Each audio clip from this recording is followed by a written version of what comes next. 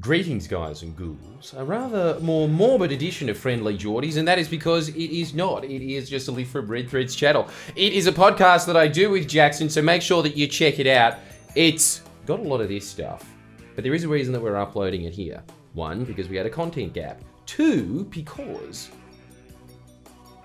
you'll know more about this soon. But we have got some rather incredible scoops about certain Australian murderers that I think are going to be explosive. So to wet your whistle for the morbidity of that, we're getting you used to that with this edition of the Snowtown Murders, which I can say safely is PG-13 to what we've got coming. So make sure that you subscribe to this channel if you do like that stuff, as we're just going to move into essentially, I guess, YouTube underbelly. Australian screwdrivers getting jammed into eyeballs. The channel. That's what we're doing here. And I am doing my show about aliens in all of Bob Catter's seats, if you exclude Brisbane. But I include it because, you're close enough to far north Queensland. Cairns, Townsville, Brisbane, get your tickets.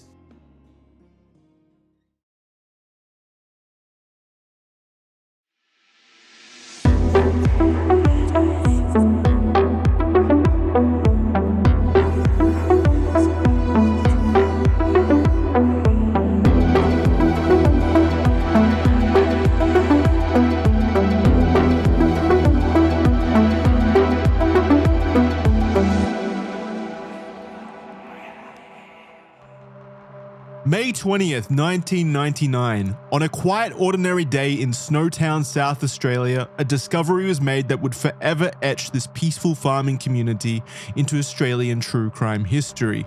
Inside the vault of an old, disused bank, police officers pried open thick metal doors. Inside, they found not old bank ledgers or unused currency, but instead they found barrels, 6 of them filled with acid and human remains. 8 victims in total, dissolved and dismembered, stuffed into these innocuous barrels in this forgotten bank. The discovery shocked the nation and exposed a dark and insidious level of depravity hiding underneath society to many. From the seemingly tranquil streets of Adelaide's northern suburbs to the desolate windswept fields surrounding Snowtown, a chilling set of discoveries would be made and a story of control, violence, and systematic murder would unfold. This is the story of the bodies in the barrels, the Snowtown Murders. And this is Red Thread. Welcome back to Red Thread, everyone. Thank you very much for joining us again this week. We've heard the pleas from the audience, the many people crying out, please, no more furries, no more wild internet stories. Let's get back to what Red Thread is all about, and that is the creepy stuff happening in real life outside of our computer screens. And that is why this week we're bringing a story that many people across the world probably don't know about. Many people in Australia have probably forgotten about this story as well, since it was quite a while ago, 20 years ago at the moment. And that is the Snowtown Murders. Kira, you didn't know much about this one, did you? Not too much, no. I'd heard about it, but once I dived into it, I realized how little I actually knew.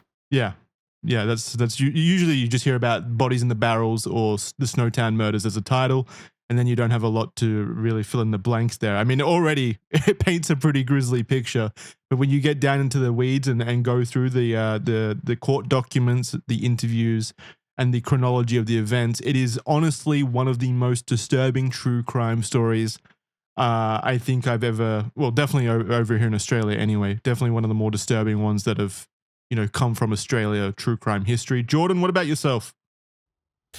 I plead ignorant on Snowtown, but I plead delicious on Jackson and Kira's brand new soul syrup, which I am drinking right now. Not the best time for an ad integration there, Jordan. I think that it's very delicious, and I'm looking forward to the next few hours. Because just of like my the delicious, wonderful soupy privilege. flavor from within those barrels, soul syrup is set to delight. Oh my god! Well, there goes our business, Kira. Thank you very much, Jordan. I was really unsure where that was going. I tried. Oh Lord, how I tried. And also, to everybody at home, Yes, obviously I am doing a plug, but as every influencer ever says, I'm only doing it because I genuinely like the product. I really do. No, I I'm glad you really like do, it. though. I really do. I'm really Look, glad. it was in the mail for about 2 weeks, and we didn't pick it up because it's in a PO box out in like you know, like your version of Compton or something. It's genuinely scary going there. We got it. I finally did have some of it. I've got to say, it beats Lipton. That should be your slogan. It beats Lipton. No, I'm glad. I'm glad you enjoy it. And yeah, for those of you out there, Soul Syrup, it's a tea company that Kira and I have created. I'll put some pictures up on the screen right now. But yeah, you can get delicious tea, our custom artisanal blends. We're big tea drinkers. We love tea. So I'm super glad that you like it, Jordan. Thank you very much. You know what else I like about it as well? I want to say to the audience real quick, we begged you, like I begged you not to do it, not to mention it, and yet you still came in swinging with it. So thank you for that. Yeah. Well, you're lucky that I genuinely forgot that you did. You've rejected my memory, and yes, I remember you saying that. No, it's all good. I appreciate it. It's very kind of you. Thank you. No worries. Now, should we talk about the mass murders? Or Yeah. Let's get back to that now that selfishly plugging. now that the important business is out of the way. Yeah, no. So back to Snowtown Murders. Jordan, what do you know about it? I know that it's somewhere near Adelaide, and every time I ever go to Adelaide, this always happens. The audience is, for everybody who doesn't know, Adelaide is, there's really no comparison to it in America. It is a city in the middle of a desert, so it's pretty much the Citadel in Mad Max, more or less. And it's there. It's kind of got some nice greenery around it, and then the rest of it's desert. It's Mad Max. It's Mad Max. Anyway, you go there, and they have the lowest self-esteem of anybody. And that's saying something for Australians. Australians are constantly shitting on themselves endlessly. Yeah, we Australians have this reputation of being like badasses who nothing worries or bothers us, but we are probably like some of the most, self-conscious people around. Well, yeah, or at the very least, comfortable with how shit we think we are. At the very least, you'll never hear us talk ourselves up, ever. But you go to Adelaide, and they have that complex times 2. Every time you're ever on stage there, people will always lap up you paying out Adelaide and saying how bad it is. And they'll be like, yeah, we deserve that. That's fair. Nothing ever happens here. And then someone will always yell out after nothing ever happens here, oh, no, Snowtown did. And that's it. That's their pride. Yeah, and it didn't even happen in Adelaide. It happened in Snowtown. That's the misconception. It's called Snowtown because that's where the bodies were eventually discovered. But it did mostly happen in Adelaide, all the murders. Oh, okay. All right. Yeah. Well, there you go. So they were right. Yeah, they were right. Adelaide. Apart from all of that, they are quite an educated state. Yes. Yeah, I've always heard Adelaide's like a fairly nice place. Never been there, but I've heard that it's like well organized and everything. Just it's so far out of where I would ever want to go anyway. So I've never been. Well, I'll tell you this honestly, Jackson, you live in an infinitely better place, infinitely better. But I will say this about it: it's kind of like if Canberra and Melbourne had a child. That's Adelaide. Yeah, but that doesn't sound good. It's not. Yeah, but exactly. Okay, but it's not bad. Yeah. That's the thing. Adelaide is okay. Okay, that's what put it on the billboard. Travel totally. Adelaide, or the tourist agency that lives there.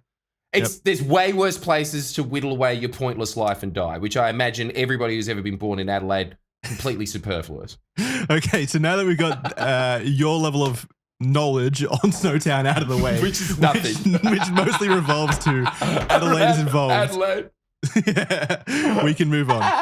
So let's get into the introduction. 144 kilometers north of Adelaide lies the town of Snowtown, self-described as peaceful and friendly. Or I guess they self-describe to Jordan slightly differently. But yeah, it's got this perception of being a peaceful and friendly place. It's one of the largest cities in Australia, which still isn't very large, given Australia has a very low population. It actually houses Australia's largest wind farm as of now. So props to them. Good on them. According to the 2021 census, 356 people call this small town home. This small town being Snowtown. But this small town has a dark past that lurks beneath its surface. On the 20th of May, 1999, police entered a red brick building on the main street that used to be a state bank of South Australia. Inside, they found these 6 barrels, or vats, that were left in the vault of the bank behind thick metal doors. And inside the barrels, police investigators discovered the toxic blend of acid and body parts mixed together. 8 victims had been in the barrels for at least 3 months. The stench that violated the police officers when they opened the vault would forever stay with them. They knew what they were going to discover before they had even opened the barrels. In fact, the smell was that bad upon entering the bank. Officer Ian Young commented, "As a police officer, I've smelt death before. You didn't have to get close to know what this was. Fuck my life if I ever come to know like innately what death smells like." It's so Australian, isn't it, that cops are familiar with the smell of a mass murderer in the desert. If you have a job out in the outback as a cop, you are inevitably going to come across some deranged serial killer whose brain has been fried in the sun. And so that's just sort of like, I don't know, cops in the city knowing like the local gangs that are going to mug kids or whatever. Yeah. Yeah, isn't it weird that you just walk in and be like, "Oh yeah, I've smelt that before." Yeah, right. Yeah. Everyone, get your nose pegs out, and then in you go. A sixth sense for like death, just innately knowing as soon as you enter a place, yes, someone died here at some point in time. I can smell it on the walls. Terrifying. What's that gonna smell? It's just gonna smell like shit, right? I would imagine it would probably smell like that Norwegian tuna that they eat. Oh, really rotting. Stromsling or whatever the fuck it's called. Stromsgard. I mean, that's pretty much what it is, right? They're just tuna cans, more or less. Yeah. What the fuck is it called? Stroming fish. Yeah. Stroming. Stroming. Yeah. Well, yeah. That's right. Shit smells awful. Jackson, one day, and I know this, again, has nothing to do with Snowtown, or Adelaide for that matter. In fact, now we are going geographically further. Come along on Jackson and Jordan's random spin around the Atlas. We are landing right on Norway. Do you think it would be possible? We've got to do it. It's just a podcast classic. We should order some and eat it, hey? What the fuck does that have to do with Red Thread? Just eating disgusting things for an episode. Does it freak you out more when we're talking about serial killers? I'm going to guess yes, but we're never going to know unless we try. All right, let us know below if you want us to eat surströmming on a future episode of Red Thread for some reason. Located 2 hours from Snowtown in South Australia, Adelaide has had the reputation of being Australia's so-called murder capital for a while now. I didn't actually know that. I didn't know it was known as Australia's murder capital. It's kind of cool. Good for them. It is cool, yeah. This is, I mean, honestly, it's not a bad reputation, I guess. That's something. This is not statistically the case, though. We're going to actually all over this document right now. The highest per capita murder rate in Australia is actually in the Northern Territory. So you were right. It is the desert. Yeah. The desert does fry the brain. And that's the other thing. You're going up, so the heat isn't dry, it's humid. So not only is it getting fried, it is getting stormstringed. Like, that's straight in a Norwegian sauna right there. I mean, I definitely would have predicted Northern Territory as being the most with the highest, the place with the most, murders, the highest per capita rate. Yeah. In Australia, for sure. I don't think anyone except unironic Crocodile Dundees live there. Yeah. That is the imagined idea of what you think Australia is the Northern Territory. I actually think it's all just like a giant battle royale up there. Like, people just go up there to either kill or be killed. That's the only perception of the Northern Territory that I have. It does feel like Twisted Metal when you go there. You're right. I mean, even the name Northern Territory, it sounds like, a high level area where in an no MMO laws or something. apply. Yeah, exactly. I don't know if you've ever played RuneScape before, but it kind of reminds you of like the wilderness where people would go to like kill each other. So it's got that reputation in my brain. I didn't know that was part of the game, and that made RuneScape sound way less lamer in my head. I thought it was just RuneScape exchanging sounds really lame. RuneScape. Again, I assume the Norwegian interpretation of that. But RuneScaping. Yeah, well, that sounds really cool. Northern Territory sounds really cool. I will tell you. Well, it is. It's filled with spies, Crocodile Dundees, murders, and nice national parks that are filled with radiation. It really is a terrifying place, isn't it? And crocodiles as well. I mean, it's again, the name, the Northern Territory, it sounds like they just did not care about the place and decided to give it a name that would make it less interesting to people so that no one goes there. Northern Territory, it screams wilderness. It's like they couldn't be bothered to think of a name. Exactly. You got like Queensland, New South Wales, even South Australia. I mean, that's to the point. And it's still got Australia in the name. Yeah. And the Northern Territory is like, we want to ignore this place as much as possible. Special access zone. Yeah, exactly. Yeah. Anyway, so that is to say that most cases may not come from Adelaide and South Australia, but the state is home to some of the most disturbing and horrifying that Australia has ever seen. For example, we're just going to do a best of murder cases in South Australia, I guess. We've got the Truro murders that occurred in the 1970s, where the remains of 7 girls were uncovered in regional South Australia. The family murders, where 5 young men were tortured and killed in South Australia. There's also the disappearances of the Beaumont children, which is a massive case, still unsolved to this day. Very interesting, well, very sad and interesting true crime case is the Beaumont children. Beaumont murders... Beaumont children, hang on, is that the movie about the schoolgirls that get abducted by aliens from the 70s? No, I don't know what that is. Oh, Picnic at Hanging Rock? Is that place or no? Say it again? Picnic at Hanging Rock. Oh, yeah, that sounds more right, yeah. Where they get abducted. Yeah. That's in Victoria as well, I think. Ah, crap. Okay, sorry, continue on. Sorry, I've interjected with nothing but incorrect geography. This whole what is this? Where are we going to end up next? Well, here's an Where interesting one. in the world is Jordan San Diego incorrect? This next one's interesting though. I've never heard of this one. The 1985 massacre at Adelaide Zoo, where 64 animals were beaten and slaughtered. Whoa. What the fuck happened there? We'll have to dive into that one on a future episode. Totally. Yes, we will. And of course, the case that we're covering today. Suffice to say, Adelaide may not have the stats to back up its title as murder capital, but it has earned that title regardless. However, the story doesn't begin in Adelaide, it actually starts closer to home. And then we come to Chapter 1, Ringleader. So on the 9th of April, 1966, in Inala, which is a suburb of Brisbane, Queensland, which is close to both Kira and myself, John Justin Bunting was born to his parents Tom and Jan Bunting. John was actually born with a condition called congenital anosmia, meaning he doesn't have a sense of smell. An only child, John was known to torture ants with acid during his childhood, later moving on to killing cats and dogs. So, well, yeah, that's a pretty clear-cut sign that you're going to turn into a serial killer, right? Like, pretty standard stuff there. I don't know. If I find my son doing that, I think I'm just going to have to off him for the greater good. You know, like, I'm going to have to do it. It's just like the movie The Omen. There's clearly something wrong there. What do you do at that point? Because they're obviously going to become a serial killer, yeah? I mean, yeah. I mean, it's pretty standard stuff in terms of who ends up murdering. Like, I never had the instinct growing up to kill cats and dogs or birds or anything like that for pleasure. No.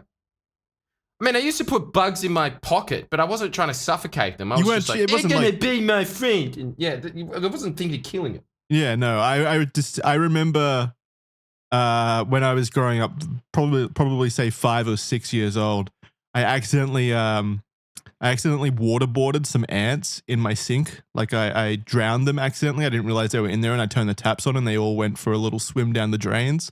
And in my 6-year-old brain, I couldn't deal with the guilt, so I held a little funeral outside by the drain to say sorry for all the ant crimes that I had committed. That is... Holy... You are the opposite of a serial killer. Well, actually, I think it might circle around on itself, and that might be evidence that I am a serial killer as well, because I'm that mentally unstable that I held an ant funeral for dead ants. Maybe. I mean, you're mentally unstable. There's no question about that, but it's like nice. I'm telling you, it's reverse serial killer. It's oppositely in serial killer. Uno so card. Nice of you. Yeah. So You've got nice the Uno card. No, I felt really bad. I still carry that guilt to this day. Whenever there's nothing really worse than accidentally killing an animal. Yeah. Totally. Like when you run over an animal or something like that accidentally, you know. Oh, have you done that? Yeah. I don't want to talk about it. I still carry the guilt. His favorite hobbies and topics revolved around things like weaponry, photography, and anatomy. At the age of 8, he was beaten and sexually assaulted by a friend's older brother, the event lasting until the older brother's father came home. This undoubtedly, if true, left a lingering scar in his mind, and this event went unreported to both officials and his parents. It may have instilled in John Bunting a strong hatred of pedophiles and homosexuals. However, it's unclear whether or not Bunting's violent tendencies existed before or after this attack. Given his childhood was filled with events such as killing cats and dogs, it's definitely hard to tell.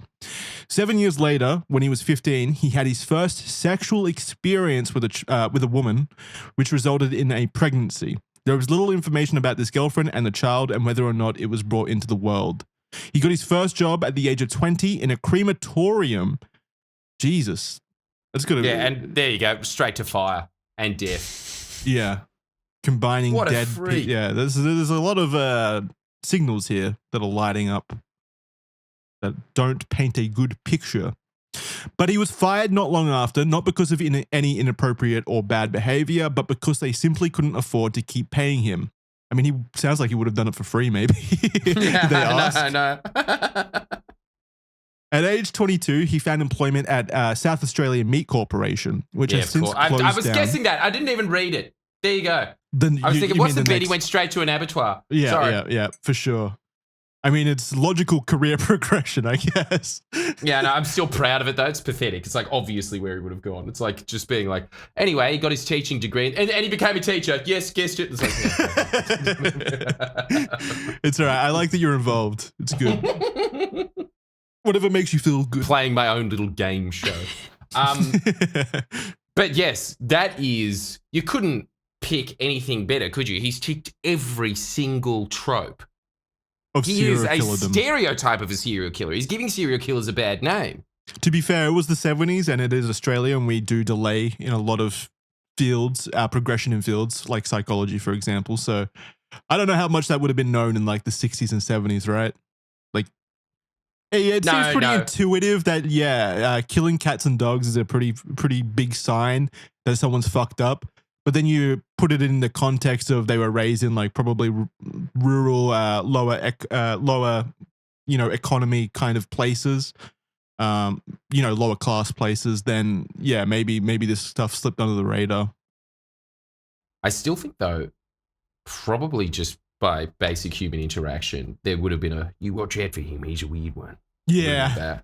Yeah, but I don't think they would have been in the same context of you look out for that, or we need to report that guy. He's clearly a serial killer in the making. It would have just been like, don't be around that guy. He's a bit weird, Yeah, that's it. He would have been a bit off in the context of a bunch of other abattoir workers. Yeah.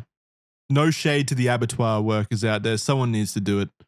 Which, I mean, I guess it's a sad situation. Well, I know a guy that ended up working in an abattoir, and I always thought the same thing. Is every time I ever saw him, I thought, that guy, he could do it. He could do it. Anyway, he ended up leaving, and he was freaked out by it. And I said, what was the entire staff of the abattoir? He said that it was nothing but Japanese people that obviously didn't understand the English well enough and thought like, because you obviously your choices are to extend your visa, go to a mandarin farm or an abattoir. Oh, that's sad. So anyone that was British went to the mandarin farm. No one that understood English went to the torture animal death camps. Went to the animal death camps. And then that was them. And then they said that it was just them and then meth heads. And that was the entire. In fact, the first day that he was on there, he was just walked in. He was like, "G'day, mate. You need any meth?" And then he said, "No." He's like, "Going in raw. I'd admire that." Anyway, anything to cope with it. God, that's so sad, isn't it? And that can't be like, you can't live in that. You can't work in that role for long before you have to numb yourself or you have to leave, because that's got to be so rough. Yeah, Ozzy Osbourne. Or you are a psychopath, or you are probably a psychopath that can just deal with that. Oh yeah, that likes it. Yeah, that's it. There's two options in an abattoir. Hey, you either like it or you hate it. Yeah. And if you like it, that's saying something. You're gonna thrive. until you get done in for killing a lot of people. At the time, however, they would provide slaughtering services for livestock. We're still talking about the meat corporation here, which included animals such as cattle, sheep, pigs, and goats. John would brag about how he got to slaughter animals at work and how much he enjoyed it. Well, there we go. Nice. Yeah, he wasn't one of the ones racked with guilt over working at this place. Yeah. No meth required. Yeah. It was at this time in 1988 that he shared a house with a man named Kevin Reed. That's not Kevin Rudd, Jordan. I know you're getting excited over there. I did. I was like, yeah. Kevin Rudd's involved in this story. The plot thickens. No, he was living with a man named Kevin Reed and Kevin's girlfriend in North Adelaide. Concerningly, Bunting had also killed Kevin's terrier bulldog that the couple had owned. Oh my God. Yeah, he hasn't even killed a person yet, and I want this guy dead. He didn't get enough at the abattoir. Far out, killing a pet. It's the next level thing, isn't it? As soon as you name something and you kill it. He's got clear-cut escalation here, right? Isn't it weird afterwards being like, you kill my dog? Yeah. Well, keep paying rent. Just keep staying there, or? You do the dishes for the next week, cunt. Like, what is this place? How do you keep living with someone who just killed your pet? I don't know.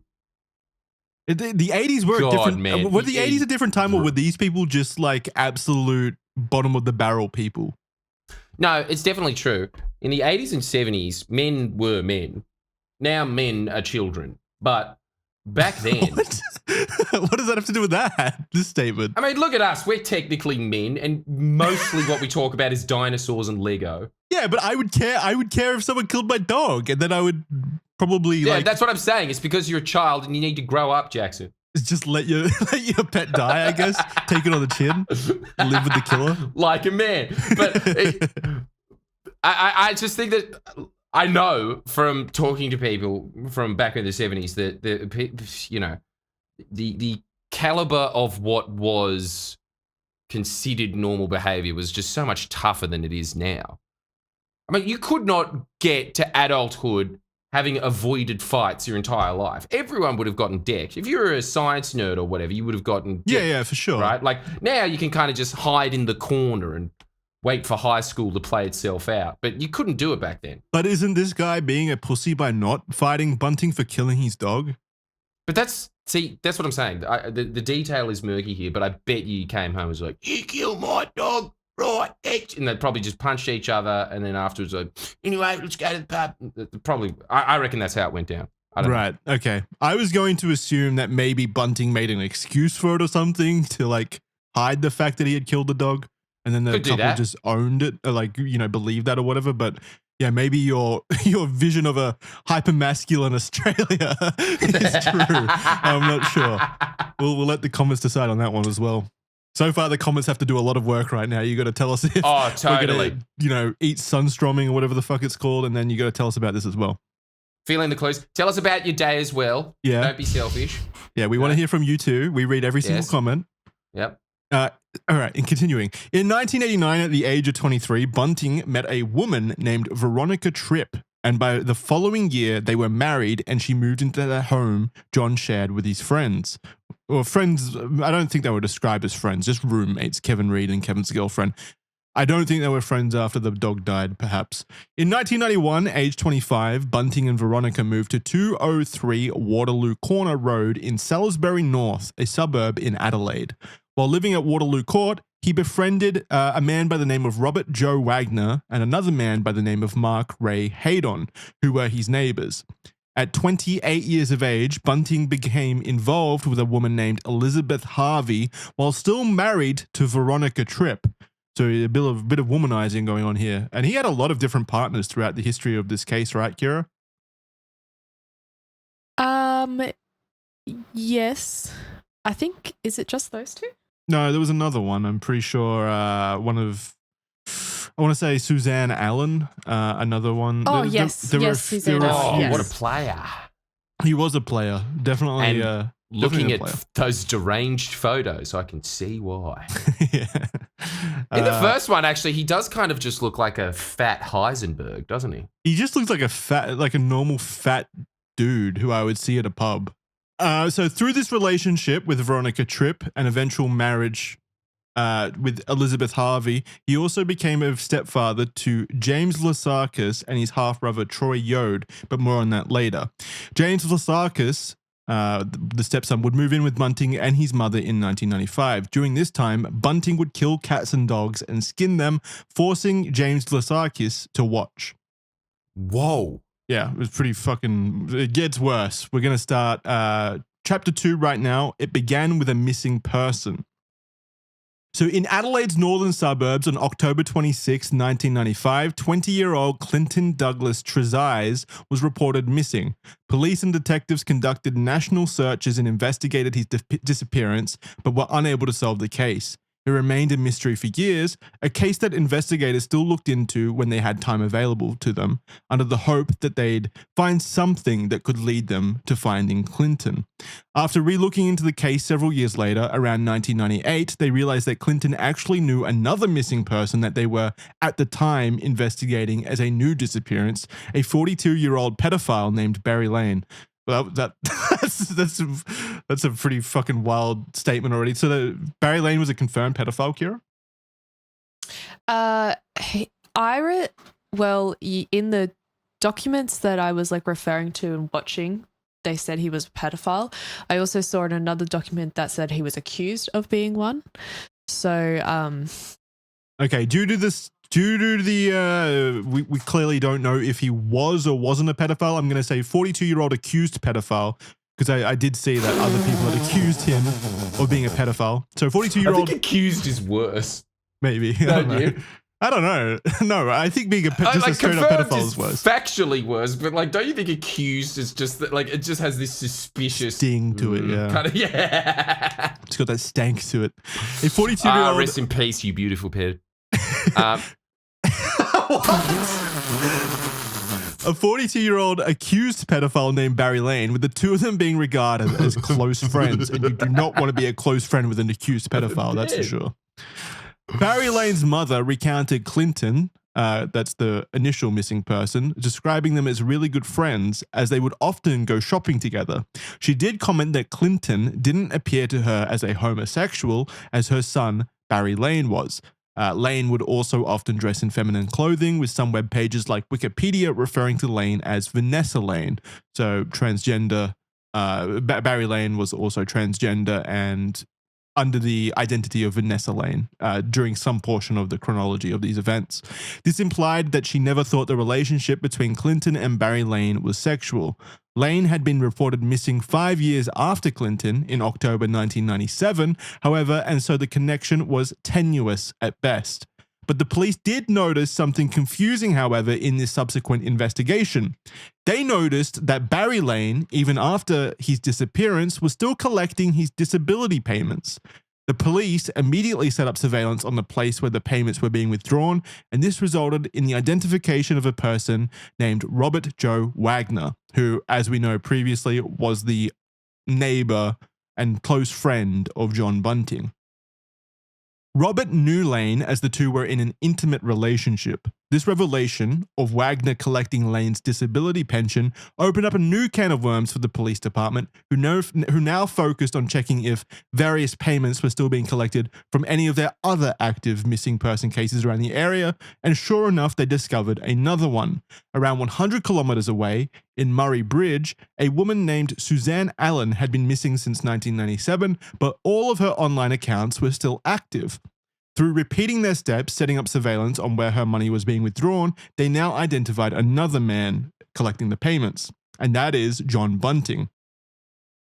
Everything was beginning to connect. Bunting was known to be connected to Wagner and Lane, and he had also previously been in a relationship with Suzanne Allen. And remember, at this time, Kira, no bodies had been found, right?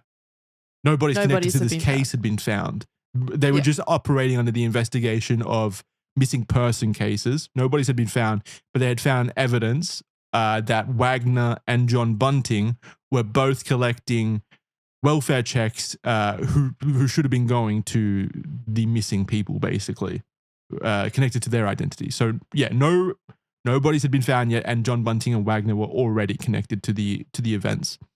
While piecing this puzzle together, the police got another call in November of 1998 another woman had gone missing, and it was her brother, not her husband, who called and reported her missing, something the police thought was strange. Her name was Elizabeth Haydon, and she was just 37 years old. Her husband was Mark Haydon, and the police rather quickly brought him into question about Elizabeth's disappearance. Mark was cooperative, but this questioning didn't bring in any new information that could help to find Elizabeth. But this is when the police realized that Mark knew and was friends with both Wagner and Bunting. They also noted something else suspicious. Hayden's four-wheel drive had also disappeared recently. The connections between the disappearances and these individuals was becoming far too abundant for the police to pass them off as coincidental. Are you following, Jordan? Mm-hmm. Yes, I am. Any questions? Yes, I am. No, so far I'm just liking how, as always, I assumed that Kira did this. Mm-hmm. Yeah.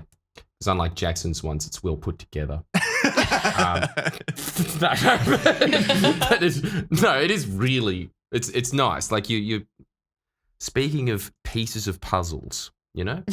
Yeah, she's a nice little background. She's a good little jigsaw puzzle builder. I really like how she lays out her documents. You do a fantastic job, Kira. Round of applause for Kira.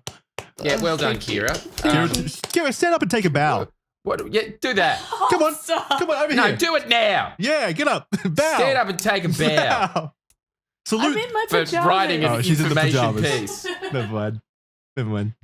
It's nighttime. That was a pretty sad clap, 2 people, but it's really pathetic, frankly. It's quite insulting almost. I appreciate it very much. The feeling was there, Kira. Kira, just before we go love on, we do, but also, Kira, do you do puzzles? What? What sort of Well, I'm just trying to figure out if this is purely metaphorical that we're speaking about, her being a good puzzle piece. No, it was metaphorical. Put together up. It's entirely metaphorical. She hates puzzles. Hates them with I a love passion. Sudoku. Yeah, she does love Sudoku. Does that count as a puzzle? Yeah, for sure, it does. Yeah. It's a logic puzzle. Far out. It's a bit old hat, isn't it? All right, well, don't you dare talk about my girlfriend like that. My fiance like that. Jack, I did actually bond with your nan about loving Sudoku because she loves it too. Yeah, that's cute. Yeah, I told you it's an old. It is an old person thing. Hang on, just one sec. My rabbit just came in. Oh, for God's sake! Damn it! It went out again. What? What is happening? It's just my bloody rabbit. I let them out to run around sometimes, and then I let it run out for it kind of just escaped the little obstacle course that I put up to make it not go into the right, and it just ran in, and then now it's just behind the couches and stuff, and then I just sit there doing that thing that you do with at school, you know, when someone's like hiding behind a desk and you're trying to run that way and they run the other way. That was like an hour of my life, and I just thought, well, you gotta eat sometime. And then it just came in, and then I got excited, and then she just went, and then just ran straight under the back couch to the again. couch. Right. Sorry. You've got your own little puzzle there. Yes, if I can catch Lulu, I'll show everyone Lulu on Oh, screen. But we'll adorable. Yeah. Stick around to the end to see Lulu the rabbit, I guess. That'll be your reward for sticking through these horrific, murderous details. A rabbit. Actually, that is a pretty good cleansing reward after this. It is nice. Yeah, that'll be good. And if not, I can show you my other tamed one, Mr. Wombles. So, Wombles? you know, there's a consolation prize there. All right, so soon after, though, another missing person was connected to this ever-changing web. 26-year-old Ray Davies. Davies, who had an intellectual disability and had been missing since 1995, lived in Suzanne Allen's backyard and was also romantically linked with her. So again, these connections are increasing. So what a scary web. Sorry. I don't know, just a mentally handicapped man basically living in the shed in the back, and then some goer just comes out and just like, hey, get yourself a hard dough. Like, okay. It's like, what is this world? It's scary. And also having weird incestuous relationships almost. Sorry, go on. Now, you mean incestuous relationships in the context that all these people were kind of involved in one way or another? Yeah. Okay. So just to clarify, though, to the audience, there is no incest so far. I don't know why Jordan's bringing up incest to describe just people being linked together. It's just, I always think that anytime I think that everybody, you know, those circle of friends where it's kind of just like, yeah, Mark, you used to date Mark, didn't you? Yeah, that's right. And everybody's just fucked each other. And it's kind of like that. Oh, right. Okay, yeah. So you never had friends, huh? No. I wish someone would fuck my friends.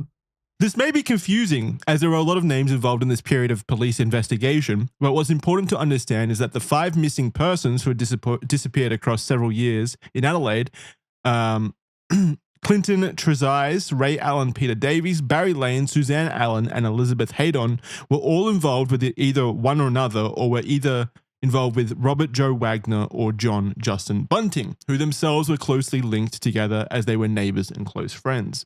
With 5 missing persons connected, this was now declared a major criminal situation, meaning that the police could heighten their investigations and resources into Bunting and Wagner, including tapping their phones. This is the first time that Snowtown entered the case, as most of the missing individuals and ensuing investigations had centered around Adelaide itself. On a recorded call, Bunting and Wagner discussed their trip driving up to Snowtown recently. Police immediately began their investigations into the sleepy little town just 2 hours north of Adelaide. When the investigators arrived at Snowtown, they immediately found something that they had been looking all over Australia for: Mark Hayden's four-wheel drive. What am I saying? Four-wheel drive car. Is that? No, I said it right the first time, right? Four-wheel drive. That's how you say it. That's a car. What are you talking about? Haven't you just said 4-wheel drive like 8 times? Well, how many wheels is that? You could just call it a 4-wheel drive. I don't know why I put car there. Okay. Just to emphasize, it's a car. 4-wheel drive car, not a scooter, a car. Detectives spoke with the locals who were around where the car was parked, and they were ultimately pointed in the direction of the town's unused State Bank of South Australia building, which was now actually being rented out by Bunting. On the 20th of May 1999, they made their way to the vault door and worked it open, which ultimately, as we know, blew the whole case open in a far more sinister way than even the investigators had suspected. What do you think's going to happen now, Jordan, huh? Murders, people getting caught. Am I in the right ballpark? Yeah, you see, he's good at predicting stuff, Kira. Yeah. Wouldn't it be really strange if the end of this was? And then he did get a job in teaching, actually, and had a pretty good life. No murders were conducted. This is why no murders were conducted. That was all fake. Yeah. That was just where he stored pig. As we all know, pig kind of smells like dead humans, so that was all just a trick. The cops planted that on him. The bodies in the barrels were just teaching assistant kind of stuff, you know, like the mannequins that they use in teaching classes. Oh yes, of course, yes. No, that was what do they call it again? Like an autopsy, or what do you do when you dissect a frog? Yeah, they were just dissecting pigs. That was all that, and they ended up having an open relationship with the handicapped man in the shed. Yep, he's predicted it as per usual. Jordan's on the ball. Chapter 3, the bodies in the barrels. Boss, we've got bodies, was the first thing said by detectives on the scene to their chief superintendent. 6 barrels in total were discovered within the vault, containing the remains of 8 people in total. After later identifying the bodies, some of the people weren't even reported as missing persons. Inside the barrels contained the bodies of Barry Lane and Elizabeth Haydon, which is the wife of Mark Hayden, one of the people we were talking about previously, but also 6 other individuals that the police hadn't connected to the case, that being Michelle, formerly Michael Gardiner, 19 years old, Gavin Porter, 29 years old, Troy Yude, 21 years old, Frederick Brooks, 18 years old, and Gary O'Dwyer, 29 years old, and David Johnson, 24 years old. Inside the bank, police also found clothes, knives, rope, tape, a handsaw, a barrel shotgun, handcuffs, plastic gloves, an electric shock device, and other everyday tools used to torture the victims like pincers, pliers, and clamps. Ah, not pincers. No, you don't like pincers? Do you like pincers? I've never used them. If that's no, I don't know if I like them or not. I could. What do you use them for? Like twist your nipples? Like what are pincers used for? I'm sure that's what you're using them for. Okay, sweet. Maybe I like it. I don't know. I mean, I'm sure they have like actual, probably other uses. It's the tool of a million uses. But 99 uses industrial grade are related nipple to the cripples. nipples. Yeah. Impromptu circumcisions. Oh man. Oh my god. I'm just looking at them again. Yeah, it is what I thought it is. It's just when a crab's pincer isn't enough. Yep. Ugh, out of steel. Sorry, continue on. Cold, hard steel. Hard steel.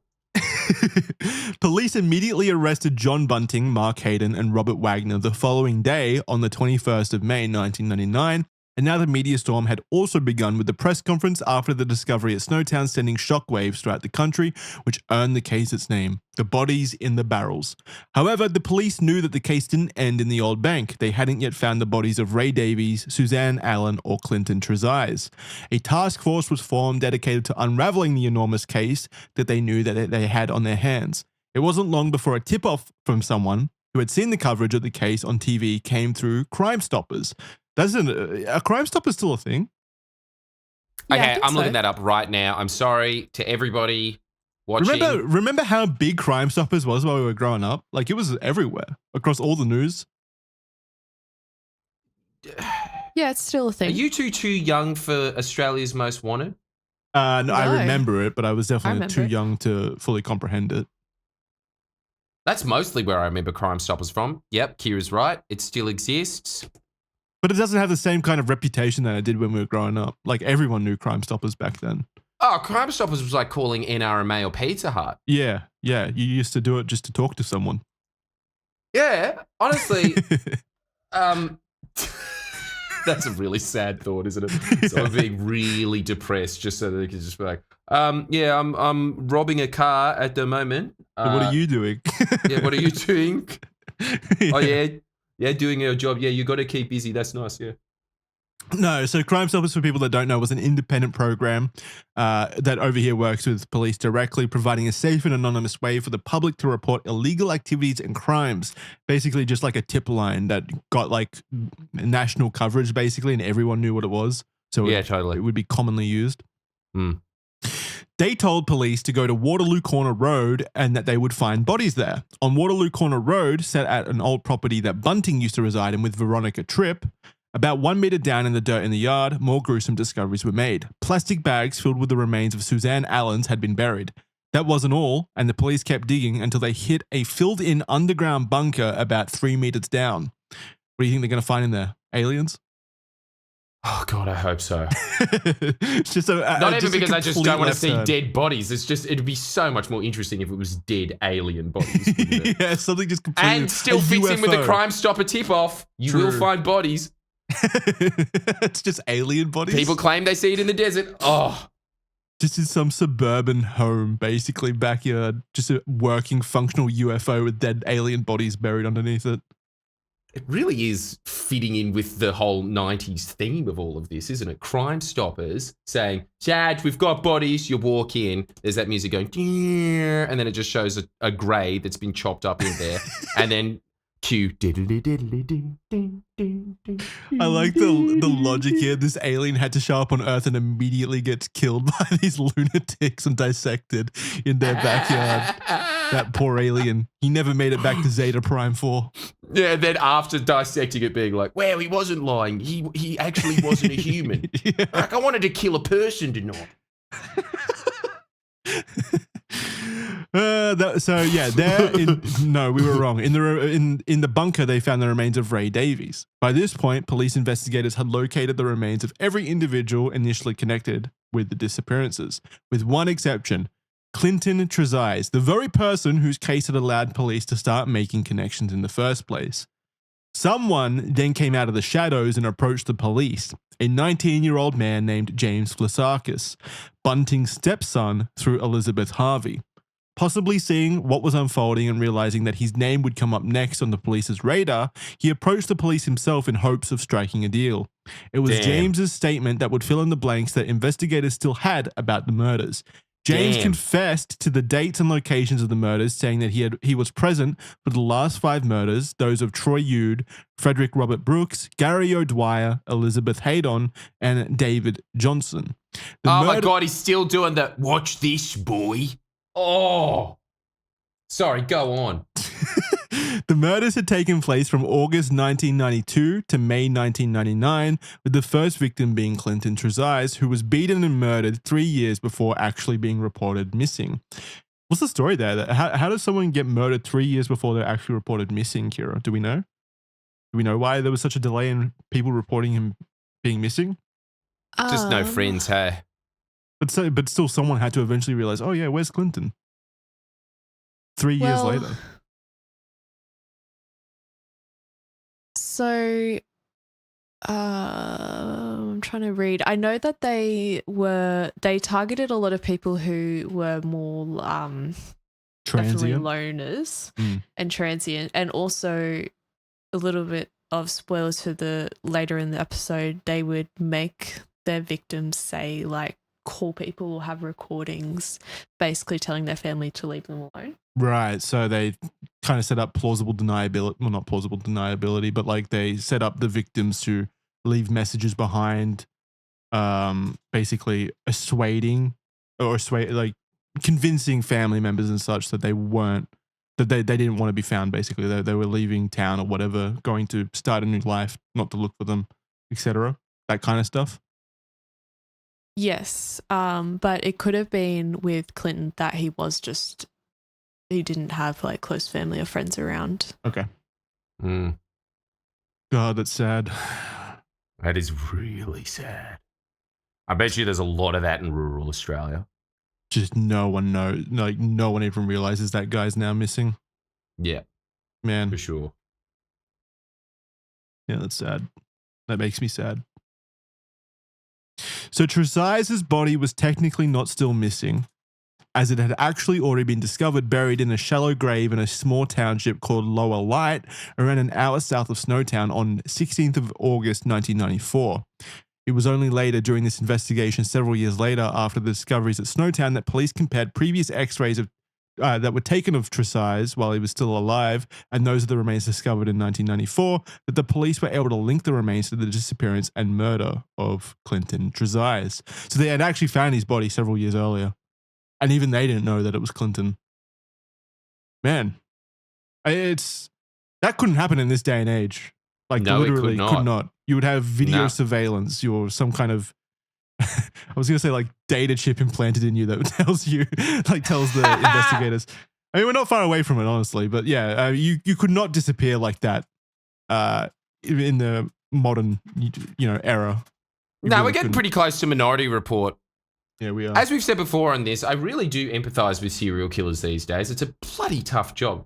They say comedian is the toughest job in the world. It's definitely being a serial killer in the age of data retention. Really? Well, I wonder if that's why they've gone into other career choices, like they start acting out in like school shootings or mass shootings or other like terrorist events, basically, because they know that they can't get away with it, so they may as well do it in a blaze of glory style thing. Maybe that's why there's a rise in those kind of,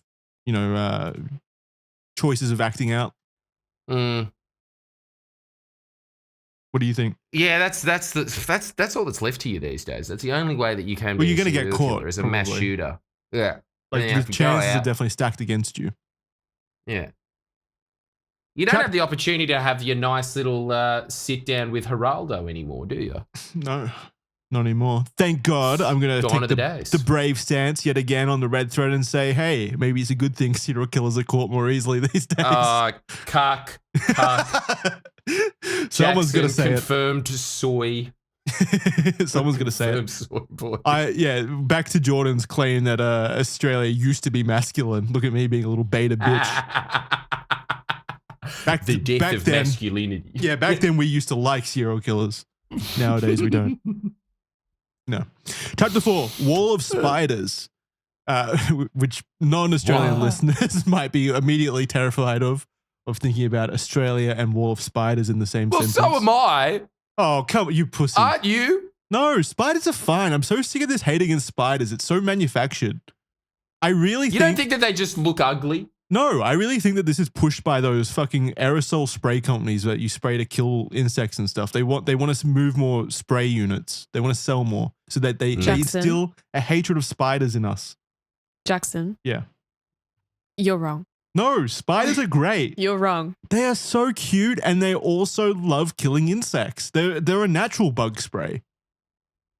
Okay, look, the insect killing thing and the natural bug spray thing, I will pay. But something with 8 eyes and fangs and hairy 8 legs that do this like little flitty thing. I still remember to this day, one of my earliest memories is waking up in Queensland, of all places, and there being a huntsman crawling across my face. I would have been like 5 or something like that. Yeah, and did it hurt you? That was the most horrific. No. Okay, Jackson. Okay, you've proved it. You're the ultimate alpha. You can, so what you would, if that happened to you, has that happened to you? No, I've had a cockroach crawl over my face while I was asleep. I didn't like that. You didn't like that? No, I didn't like that. Are you more scared by spiders or cockroaches? I don't like cockroaches. I'd say that. I'm not scared of them, but I don't like them. Yeah, me neither. Wow, we have so much in common. the raw fear in your voice that you sound actually like scared. I don't like them either. Kira, cockroaches or spiders, what would you rather have crawl over your face? If it was between the two, I would have to say spider. I viscerally hate cockroaches. Nah, it's my girl. They're dirty, aren't they? But that's the one thing that you will give spiders. You really feel like they're quite hygienic creatures for some reason. Don't they say cockroaches are extremely clean? Do they? Or am I wrong? Or maybe it's something else. I don't know. It's flies, isn't it? Because they're always cleaning themselves. Well, they do look like very clean Spiders creep animals. me out. Huh? Spiders creep you out? They just creep me out. Yeah, like Jordan was saying, the eyes, the legs, everything. Like, I respect that they kill insects. They can stay out of my vision, and that's fine. All right. Well, what about the fact that you say 8 legs are creepy? Octopi have 8 legs. I don't like them either. No one thinks they're creepy. I don't like them either. What, you don't like octopus? They're so cute. Oh, not octopus. Sorry, I thought you were. I thought we were talking about something else. Okay. What else has 8 legs? I don't know. Are you talking about Octopussy? Yeah, she hated I thought you were James talking Bond. about caterpillars for some reason. Okay.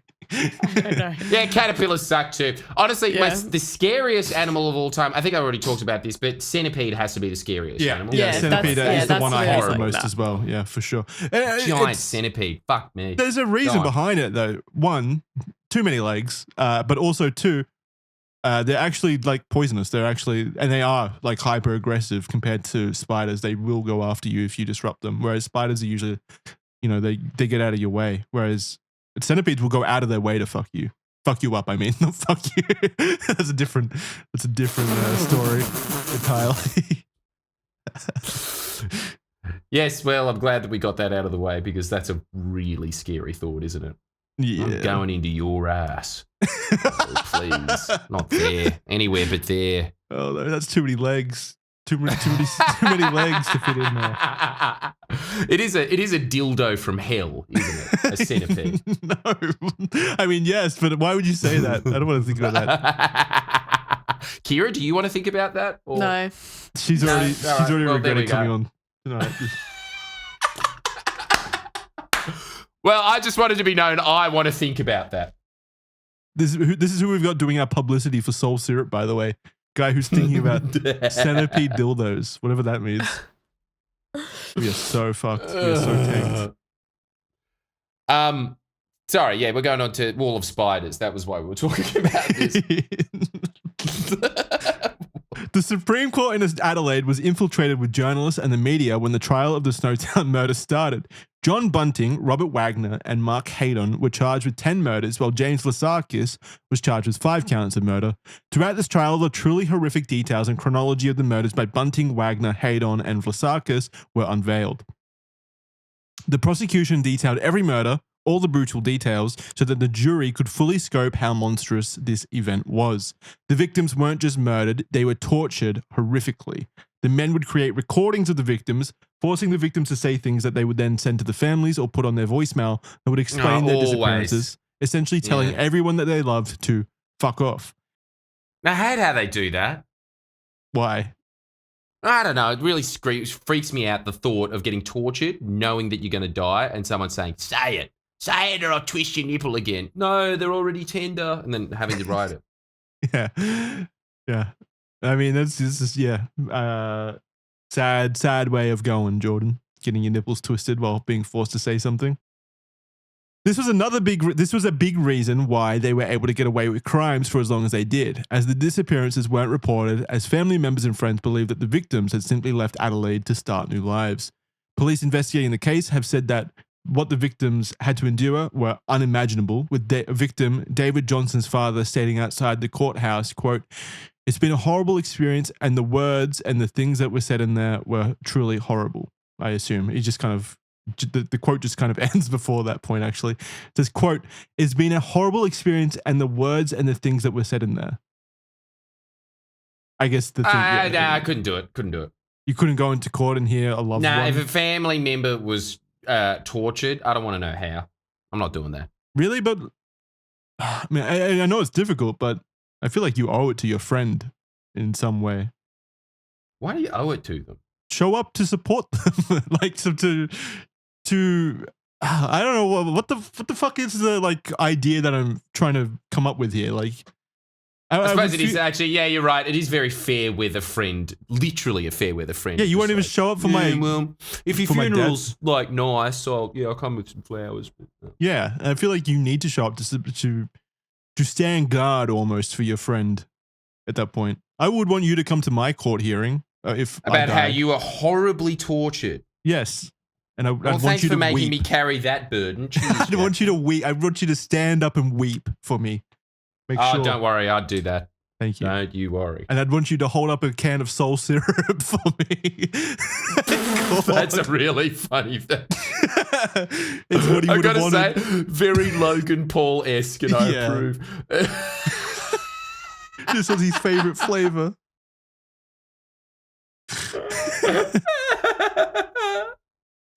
No, I would want you. I would want people to come to my my court hearing. Put some pressure. Make the guy who killed me feel bad. I don't think the Snowtown guy is going to feel bad. Yeah, no, but still, I don't know. Bring a gun and shoot him. Take one for the team. I don't know. Do something.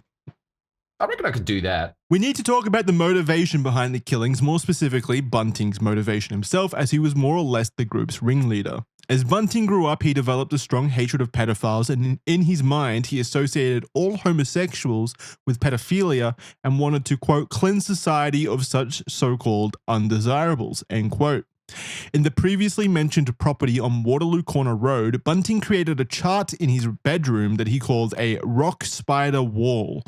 This chart held various pieces of paper with names of people he thought were dirty due to them either being homosexuals or alleged pedophiles. Some of the names were connected with wool, like a web. For example, Barry Lane's name was connected to Ray Allen Peter Davies. These people who Bunting intensely hated were what he called rock spiders, which is Australian prison slang for child molesters. Peter. Didn't know that. You didn't know? No, I didn't know that rock spiders meant that. I assume because they hide under rocks. There you go. And Jackson is on record saying that he likes spiders. They're far out. You are done. But wait, are those are rock spiders an actual type of pedophile spider? I guess again, I don't know how metaphorical we're getting in this podcast, but yes, I suppose you are correct. There's a spider out there that exclusively bangs younger spiders. Are we? Is spider metaphorical or not? I can't tell. I'm referring to an actual spider. Why are they called rock spiders? Like, what's the connotation? I am imagining the reason that they're called rock spiders is because as soon as they're in prison, they hide in the cracks because they. Oh yeah, you're absolutely right. I think that's probably why. Yeah, but that still means that there has to be a spider. Like, is there a spider? Is there a rock spider? Does that exist? When I googled it, it just said that it was a term for a pedophile. So okay, so there's no actual rock spiders. Doesn't look like it, no. Okay, well there we go. So it's just a metaphor. It's just a term. It's just. But then what the fuck is the spider part of a pedophile?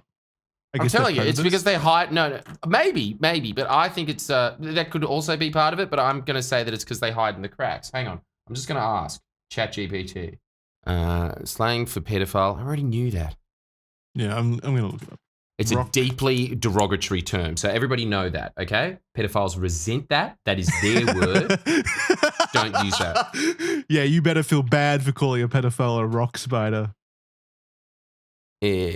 reflects the extreme contempt of prisoners for their children. Hiding in spiders like rocks. Yeah, that's it. Prison hierarchies. In Australian prisons, pedophiles are at the absolute bottom of the inmate hierarchy. The term rock spider is part of the prison vernacular. Yes, but I know, just saying that they use it. I know that. I want to know why it became rock spider, why they chose that as the word or the term. Like, why? I'm telling you, because they're perceived to be sneaky. Yeah. Is it and gross, they're hiding in little cracks. Yeah, look in Discord. Oh, yeah. Okay, so it says to expand, we call them rock spiders because they like being in little cracks. Okay, that's gross. Oh, really? That's so gross. I feel like anyone making that term up is a pedophile. Like, that's so gross to say the term little cracks. Anyway. I'm impressed by the level of street rap slang that it got to that level. And I will say this as well. I think it's also exactly what you were saying, Jackson. There's also a bit of that. Man, I'm telling you, it's a rap term. It's a really clever rap term. They're also saying that it is because they like to creep up and quietly stalk their prey. So it's exactly what you were saying. They're predators, like spiders. Everyone was right. No matter what opinion you had about rock spiders, you were right. Now we've gotten to the bottom of the etymology of the term rock spiders, which I had never heard that term before. You guys had? Yeah. Oh, really? Okay. No, I hadn't. No. Jordan hangs out with interesting people, it sounds like. Bunting's former neighbor, Robert Skews, speaking of John, said, quote, he always had a mean streak under his placid persona. He said, I want to go out and kill all the pedophiles and homosexuals, end quote. Yeah, I mean, it's well, you often hear about people that want to kill all pedophiles. That's not an abnormal kind of belief to actually go out and do it, and also to tie homosexuals into that kind of, into that category. Clearly unhinged, clearly a very, very unhinged kind of belief system.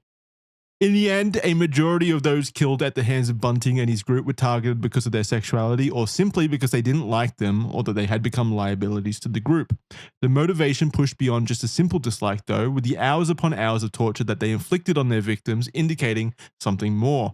Wayne Petherick, the associate professor of criminology at Bond University, says that the main motivation was clearly enjoyment. The police believe that these murders for Bunting were fun. He enjoyed it, which is also evident in the way the torture escalated over time. Bunting, like a cult leader, had brought in his recruits, those being Wagner, Haydon, and Vlassakis, to a secret insider circle and sold them on his hatred for who he deemed dirty.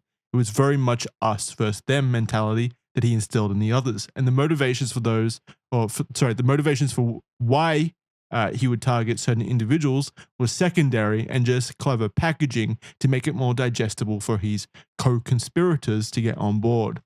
And really, from what I remember, they really did not need much convincing. He could literally just say, yeah, that guy's a homosexual. And then they'd be like, that's good enough for me. Let's go kill him, basically. Right.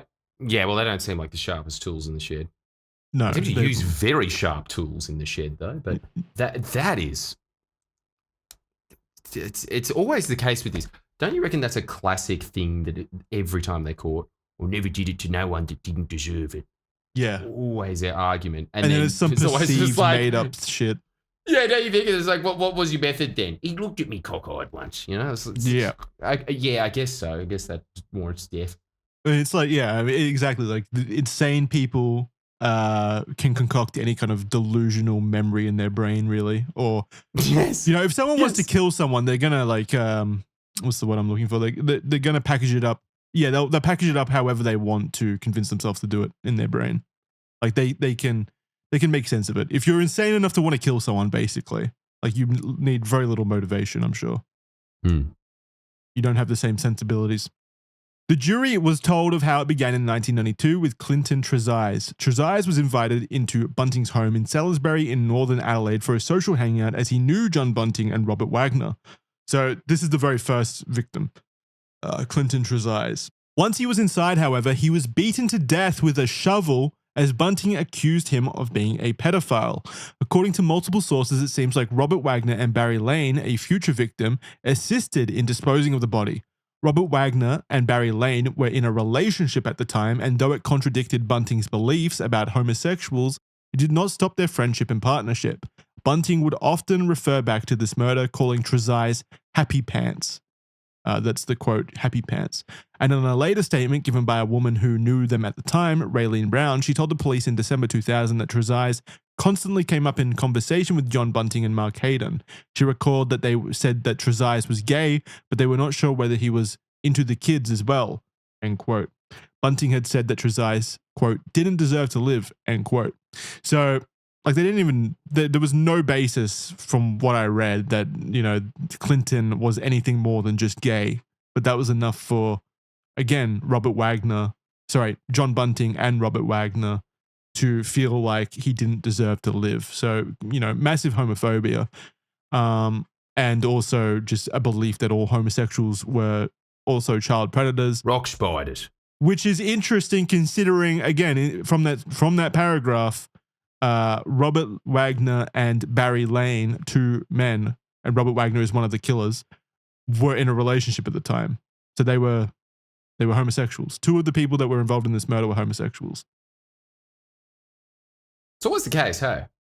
Yeah, massive, weird projection, but also they were open with Bunting. I'm really not sure where the line is here. And again, what's going on? The line doesn't matter. Again, the victims being gay or pedophiles is totally ancillary to Bunting's just wanting to kill people, basically.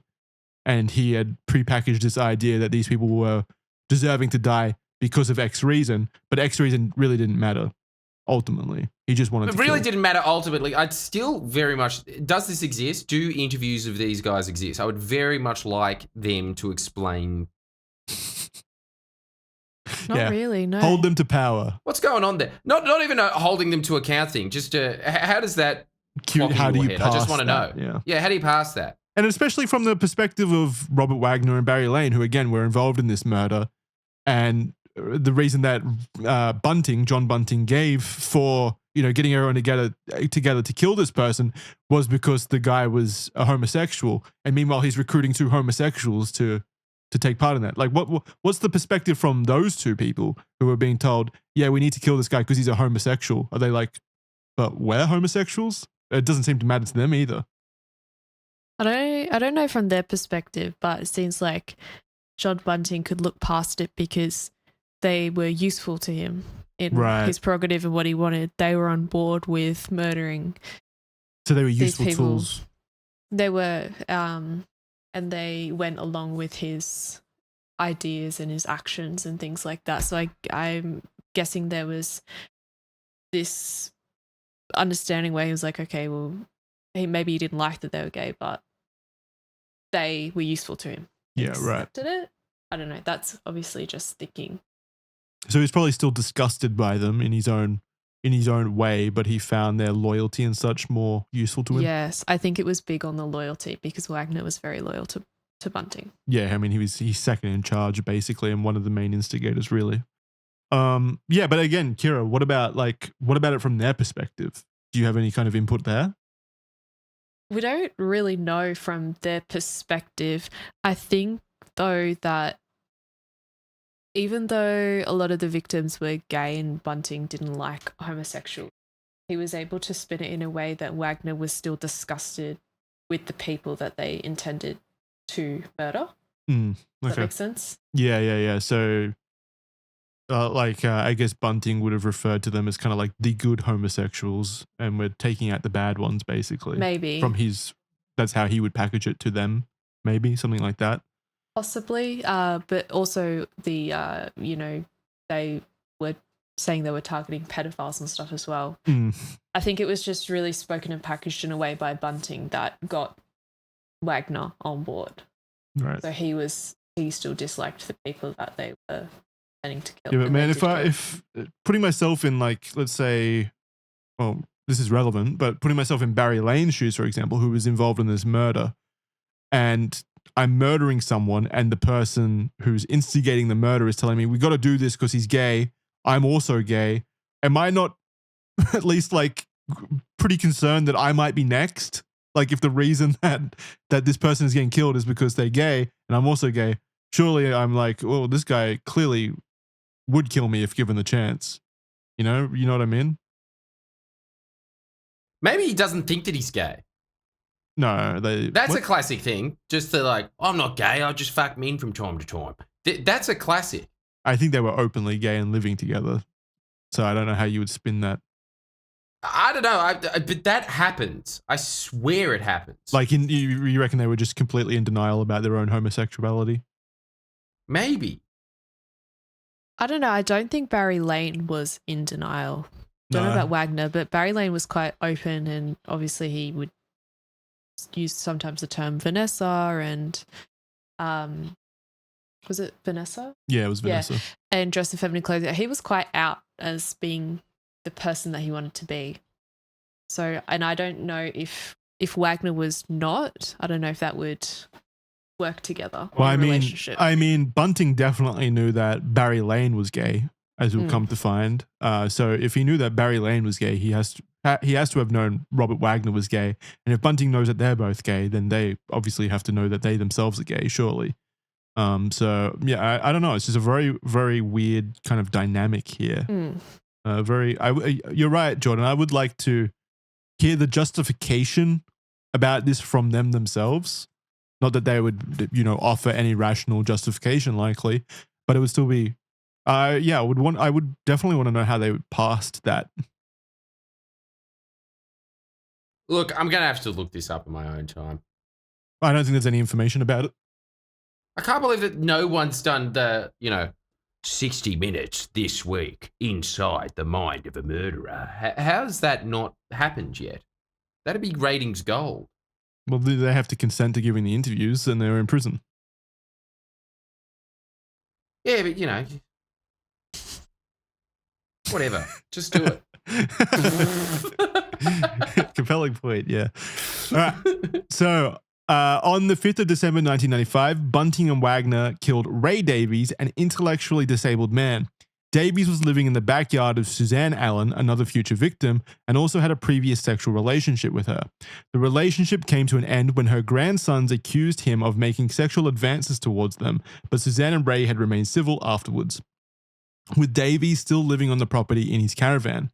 Davies apparently again made advances to Allen's grandchildren on Christmas 1995, leading her to report him to the police. However, by the time she left to do so, he had disappeared, while his caravan and belongings were still located on her property. Bunting and Wagner were later seen cleaning out Davies' left-behind caravan, moving it, painting it, and then reselling it 2 months after the murder. Bunting had confessed this murder to James Vlassakis later on, recounting that they tortured Ray Davies and Wagner had strangled him using jumper leads. At this point, they had brought Davies to Bunting's house on Waterloo Road, and while he was strangled, Bunting's wife, Elizabeth Harvey, was in the kitchen. Vlassakis was also told that his mother, Elizabeth Harvey, was involved in the killings, after she also stabbed Davies in the leg with a ceramic tool. James Vlassakis didn't tell this to police initially in his confessions in an attempt to protect her, but Elizabeth Harvey had passed away from cancer before his second statements and interviews with the police, which is when he then divulged that information. When Ray Davies was unconscious, they took him to another town, Bakara, where they then abused him some more, focusing on the genital region by bashing him with the end of a pole, which resulted in his death. So they just wailed into his penis and genital region with his pole. Yeah. Oh my God. I don't know. That weird. Again, this Hills Have Eyes family, where you take him there for a bit, get him more. You're gonna see this a lot coming up, but I mean, immediate projection, right? Like they focus on this dude's genitals, who they're killing because they believe is a homosexual. But it's always the case, right? They always get really gay with it. Yes, they do. Focusing on the genitals and stuff. Like seems like projection to me. And honestly, nothing would, it feels like a pretty apt label. Isn't it weird that with serial killing, there's always an art to it? What do you mean? Well, it's never get in, get out, efficient, do this, do that. It's always some kind of message behind the violence. It's like they're indie directors of horror. Well, it's like they really enjoy what they're doing, and it's like premeditated, and also like there's a severe level of comfort with what they're doing to the point where they feel like they can take their time and, I guess, to borrow your term, get artistic with it. Like, Get artistic. yeah, like it's clearly to a level where they're so comfortable with it. And that's where you see like the escalations. You're going to see it getting worse and worse because the previous murder wasn't enough for them. It wasn't good enough. It didn't quench their thirst enough, so that they have to up the stakes. Get more creative with it. Right, okay. Afterwards, the pair took him to Bunting's previous home in Salisbury, where they then buried him in the yard. Suzanne Allen, the next victim, was last seen alive in November 1996. A post-mortem examination was unable to determine the cause of her death, as she had no fractures, but she had been dismembered, with parts of her body being placed into 11 separate plastic bags, along with remnants of rope. Police investigation gathered that it was John Bunting who had ended their relationship after he grew tired of Alan's unwillingness to accept that their relationship was over. She would apparently write him notes and drive past his house often. There are conflicting statements on Alan's death, with James Vlassakis claiming that Bunting told him that she had died of natural causes, but it's generally believed it was a targeted murder prompted by Alan and Bunting's deteriorating relationship. After her death, Bunting began to collect her pension checks, and then he took her Nissan Pulsar and also began removing items from Alan's home to resell. In 1998, another woman named Jodie Elliott became involved in this welfare scheme, as she lived with Mark and Elizabeth Haydon and grew close and became infatuated with Bunting herself. See, again, that's another woman then. So there's like 5 people involved with Bunting at this point. 5 women. She, as well as Elizabeth Harvey, began to impersonate Suzanne Allen in an effort to collect the welfare. In total, they claimed about $17,000 through welfare fraud throughout the 4 years. They would relay false stories to the friends of Suzanne Allen, particularly about Allen's whereabouts. And after her missing person report was filed and police interviewed Bunting, he told them that he believed that she had moved to Tasmania. In truth, she was taken to the same place where Davy's remains laid in Salisbury. Unfortunately, due to the lack of forensic evidence, the group were eventually found not guilty of this murder due to a hung jury, and her case was never retried by the prosecution. The next victim, however, Michael Gardiner, also known as Michelle Gardiner, aged 19, lived with Nicole Zaretta, a cousin of Wagner's wife. Gardiner was openly homosexual and presented as female, which led to Bunting referring to Gardiner as, quote, the biggest homo, end quote. So, I mean, straight to the point, biggest. Right? Yeah. I mean, he said this about every single person, regardless. Oh, biggest shame I've ever met in my life. It's such, yeah, I mean, I suppose it's their version of fishing. Everything's always just like, it was this big, you know? Yeah, yeah. Like, so, it's, we still don't know. I'm still a bit confused about why they killed a woman. To go back to the woman, you want to go back to the woman? Just for a second. Yep. It was because she refused to admit or refused to accept that they were in a homosexual relationship. Was that the deal? And they were just like, get off me, stop nagging me. No. She was involved romantically with John Bunting, who wasn't a homosexual. He was the ringleader. Yeah. So she was involved with him, but then they broke up. The relationship crumbled, and he basically just got sick and tired of her. So by this point, again, like this is like shows that the homosexual stuff. There's no code to it. Yeah, the pedophile stuff really just packaging. It didn't. That wasn't the motivation for John Bunting or anyone. He just wanted to kill people. Yeah. So yeah, he just killed her basically with the group. And then they started claiming her welfare checks. Yeah, there was also the financial aspect of it, of course. So to go back to Michael Gardiner or Michelle Gardiner, Gardiner was planning to move in with a friend, Katerina Van Gelder, but before Gardiner was able to complete the move, she disappeared. Before the disappearance, Gardiner had told Katerina that she still planned to move in with her, but she had to take care of a few things and wouldn't be long. People who Gardiner knew also began to receive strange calls from Gardiner or someone pretending to be Gardiner, which claimed that she had left to receive a sex change. Wagner and Bunting staged a robbery at Gardiner's home, taking some of Zaretta's belongings. They then convinced Zaretta that Gardiner had stolen the items and fled to pay for a sex change operation. Bunting was not a fan of Gardiner, if you recall his quote of the biggest homo, clearly not a fan of Gardiner, mainly due to her sexuality. The instigating moment was when Wagner had seen Gardner playing with his children in her front yard, and Gardner had placed her hand over the child's mouth. Wagner told Bunting about this, and they both became infuriated. Gardner was then taken to Murray Bridge by Bunting and Wagner, where she was then strangled. Her body was put in a barrel and kept in the shed she was killed in until they moved her to the Snowtown bank. Her left foot had been cut off to fit in the barrel, and the rope was still hung around her neck. So it's very strange that they seem like their entire circle, for people that, again, hate homosexuals, they know a lot of homosexuals, or they're closely involved with a lot of homosexuals for some reason. Yeah, I'm surprised as well. And it's such a small place, too. Yeah, I don't understand how they were so closely involved with so many if they hated them so much. Regardless. Actually, that's probably why he was friends with the two homosexuals. Oh, to find more victims. Just Yeah. Yeah, actually, that's a pretty compelling point. Given there's something we'll learn later on in this script. Keep that in mind. According to police investigations, Barry Lane, age 42, this is the next victim, Barry Lane, who again was also involved in the murders up until this point. Barry Lane had been in a relationship with Robert Wagner from around 1985 through to 1996. Originally, Lane was the dominant one in the relationship, but that dynamic changed over time.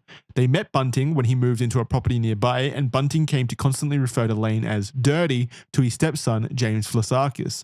Bunting hated Lane, but it seems that he kept a relationship with him in order to try to receive information on pedophiles around the area. So that kind of goes to what you were just talking about, right? There you go. In his wall of spiders, Lane was written in the center, with linking names branching out, insinuating that Lane was the source of the information for John Bunting.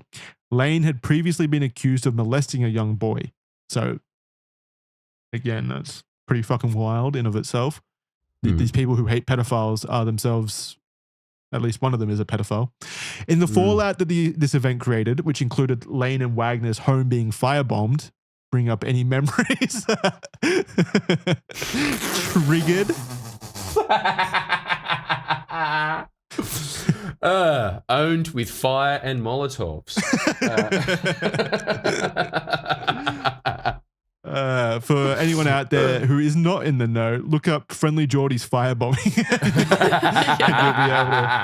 And then you can laugh along at home. Who knew there'd be a loose connection to Jordan in this episode? So yeah, their home was firebombed with Wagner, and then Wagner split from Lane, and Lane entered into a relationship with a man named Thomas Trevelyan, aged 18. So again, Barry Lane was a 42-year-old now in a relationship with an 18-year-old, which I guess isn't pedophilia, but it's certainly getting close. You're treading the line. And we don't know if there was something. He treats it well. If he was, we don't know if he knew Thomas before that age as well. By the way, Lane, now transitioning into Vanessa Lane, had previously helped cover the murder of Trezise. She confided in her mother and Bunting's ex-girlfriend Caroline Tripp about the killing, which Bunting would later admonish, calling Lane, quote, a big mouth, end quote. Bunting's what an insult. Everyone knew about these murders apparently in their entire circle, and they still managed to just fly under the radar. Bunting's hatred was growing, and he was also told by Trevelyan. Jesus fucking Christ! Bunting's hatred was growing, and he was also told by Trevelyan, Lane's new partner, that Lane was sexually abusing him. Lane had apparently called a friend on the night of October 12th. She was distressed and frightened, later telling the friend that she feared for her life. 5 days later, Lane was picked up by Wagner, Bunting, and Trevelyan. So again, picked up by her boyfriend.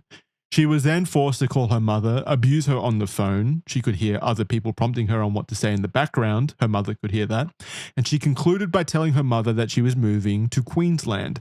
Lane was then tortured, her toes crushed with pliers for information on her bank accounts, and then strangled to death. She was put in the same barrel as Gardner. Bunting, Wagner, and Trevelyan were all involved in her murder. Bunting then assumed complete control of Lane's vehicle and also claimed her welfare payments from that point on. So again, another murder. And again, Barry Lane or Vanessa Lane She was a co-conspirator of the earlier murderers, and now they had instead recruited her boyfriend into becoming a murderer of her murder, basically. Like, he was involved in her murder. How are they fighting all the murderers? That's the other one. Look, I am less surprised by the gays and pedophiles. I'm really weirded out by just like, hey, you've got good murdering skills. Welcome aboard. Yeah, it's That's like the weird Avengers to me. of murdering. Weird. Yeah. It's weird how they're able to. It probably shows how charismatic John Bunting may have been. Like, he was able to convince these people. Or maybe not charismatic. Maybe that's not the right word, because when I think of charismatic, I think of cult leaders. And this definitely seems like a cult vibe to me, but probably based less on just raw charisma and more on intimidation, I would assume, right? I don't know. I would really like to know how this circle operated. What were their thoughts? What was going on? I think it was intimidation. It's just, you reckon it's all intimidation? I think for the broader picture, for people like Trevelyan and, well, maybe not Trevelyan. Trevelyan may have just also been insane. But in the part of like Barry Lane being involved previously, as well as like the wife of Bunting and things like that. Yeah, I think intimidation probably played a bigger part in it than just them being, murderous individuals initially. Mm. Like, I think I think John Bunting was probably a very scary person to be around. Like, you think of these very insane people who constantly espouse how they want to kill people, murder people. If you're around that constantly, you're going to be terrified of that person, right? I suppose, actually, yeah, no, that does make sense. But there are certain people in this story, like, what's the main co-conspirator's name, Kira? Wagner? Yeah, Wagner. Like Wagner, who I think are just another Bunting, basically. Like, he clearly had murderous intent from the very beginning. Shows very little remorse, very little understanding of what he did was wrong. So they were definitely. It's very surprising that Bunting was able to find very like-minded people in that of Wagner and some other individuals. It is surprising, though, isn't it? Just how this kind of situation grew on itself and how he was able to find people who were like-minded in that way. I suppose like attracts like. That's also another thing. There's something that just happens when you meet other human beings and they sort of slot into your worldview, don't you think? That you kind of meet someone and almost non-verbally you can tell this person's of my tribe. So that probably happens to murderers as well. Yeah, but the thing, it's not like they went to serial killers, like a serial killers club or anything, then linked up together, or a serial killers subreddit or something. Like the universal dice roll of luck basically just made them neighbors, and that's how they bonded and found each other. Like, the universe literally just put two serial killer like-minded individuals next door to each other, and that's how they met. Isn't that surprising to you? It's very, very strange. So how many people are capable of becoming serial killers if they're just pushed in the right direction like this? Well, this is what's scaring me, because it does seem like, you wind up in a bad crowd. I'm telling you, those little principal talks, we never paid attention to them, mostly because there was sporadic and quite spastic outbursts of the phrase over and over again, no hat, no play. But I think that... That's more important. It is more important.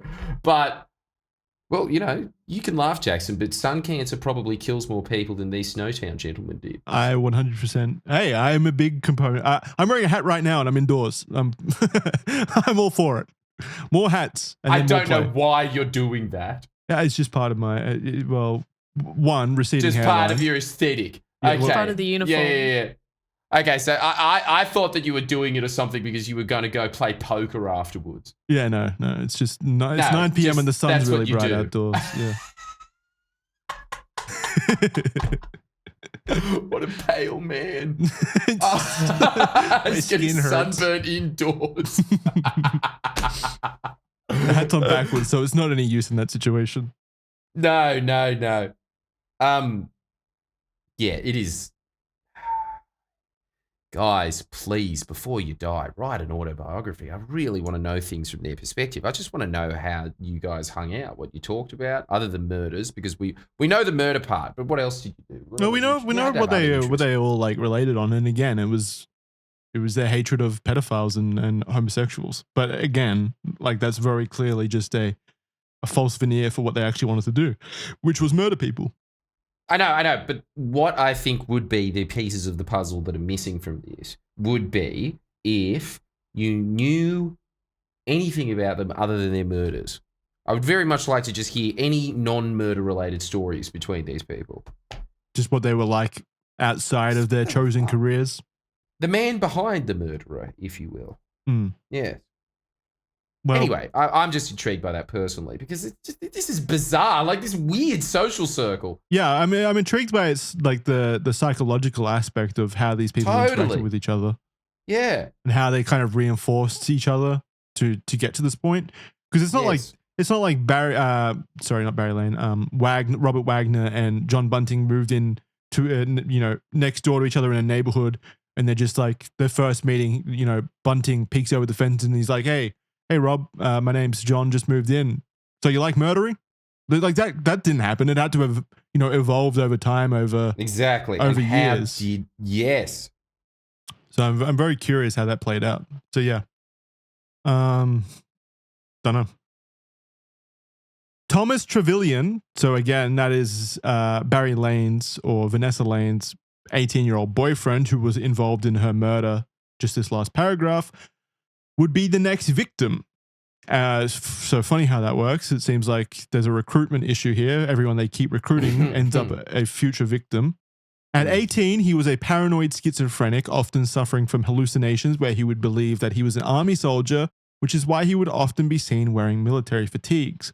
On the 4th of November in 1997, Trevelyan began to chase a dog that belonged to Veronica Mills, who lived with Wagner, in an attempt to kill it with a knife.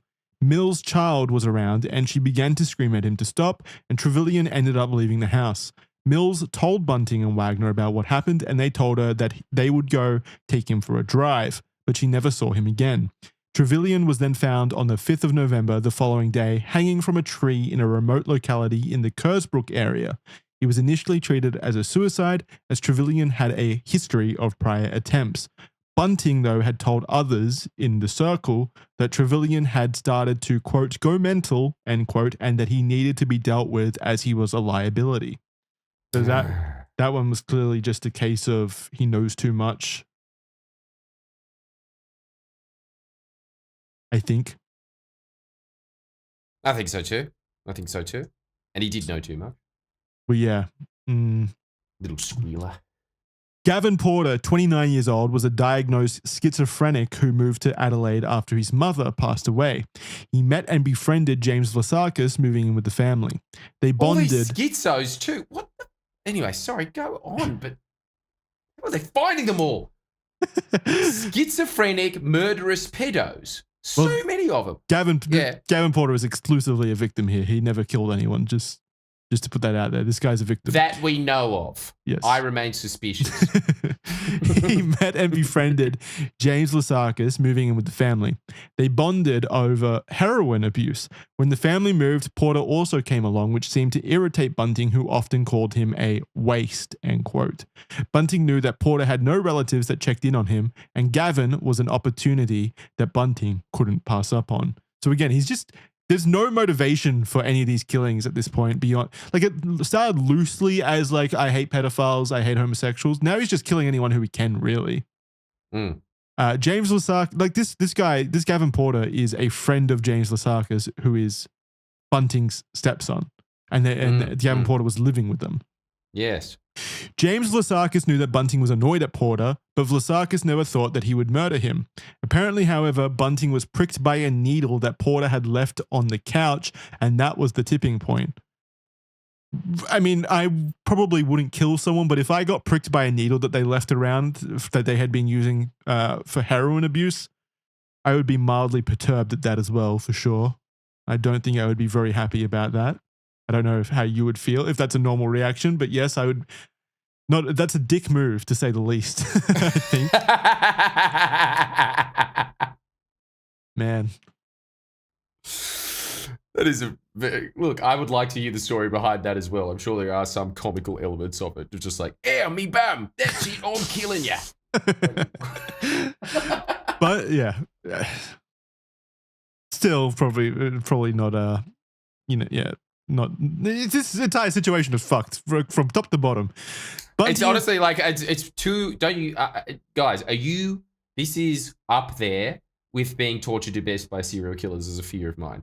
Getting pricked by a random needle. Yes, absolutely. Yes. Oh my god, it's really close. Hey, yeah, it's horrible. So terrifying. Yeah, it's hard to if you leave a needle around in a place where it's going to be accidentally sat on by someone, especially if you've got diseases or anything like that. Yeah, you should be sentenced to jail for something like that.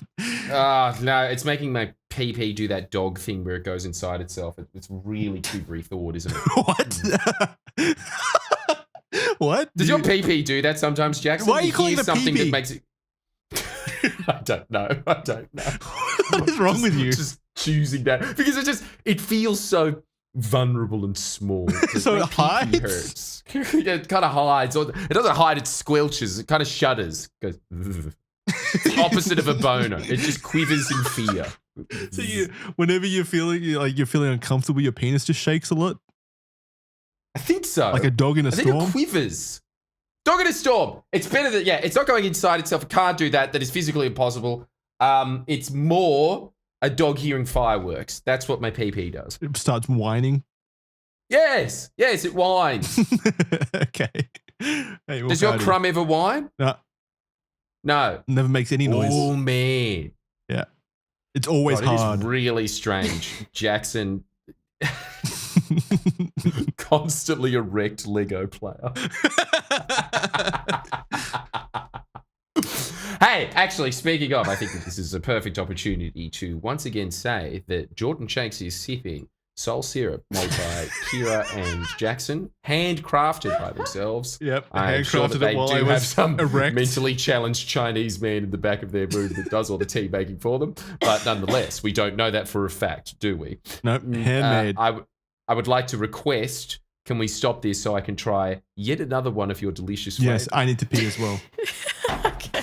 Yeah, Go that's what that was code word for me as well. So, yeah. Or in front of the camera so we can use it as B-roll.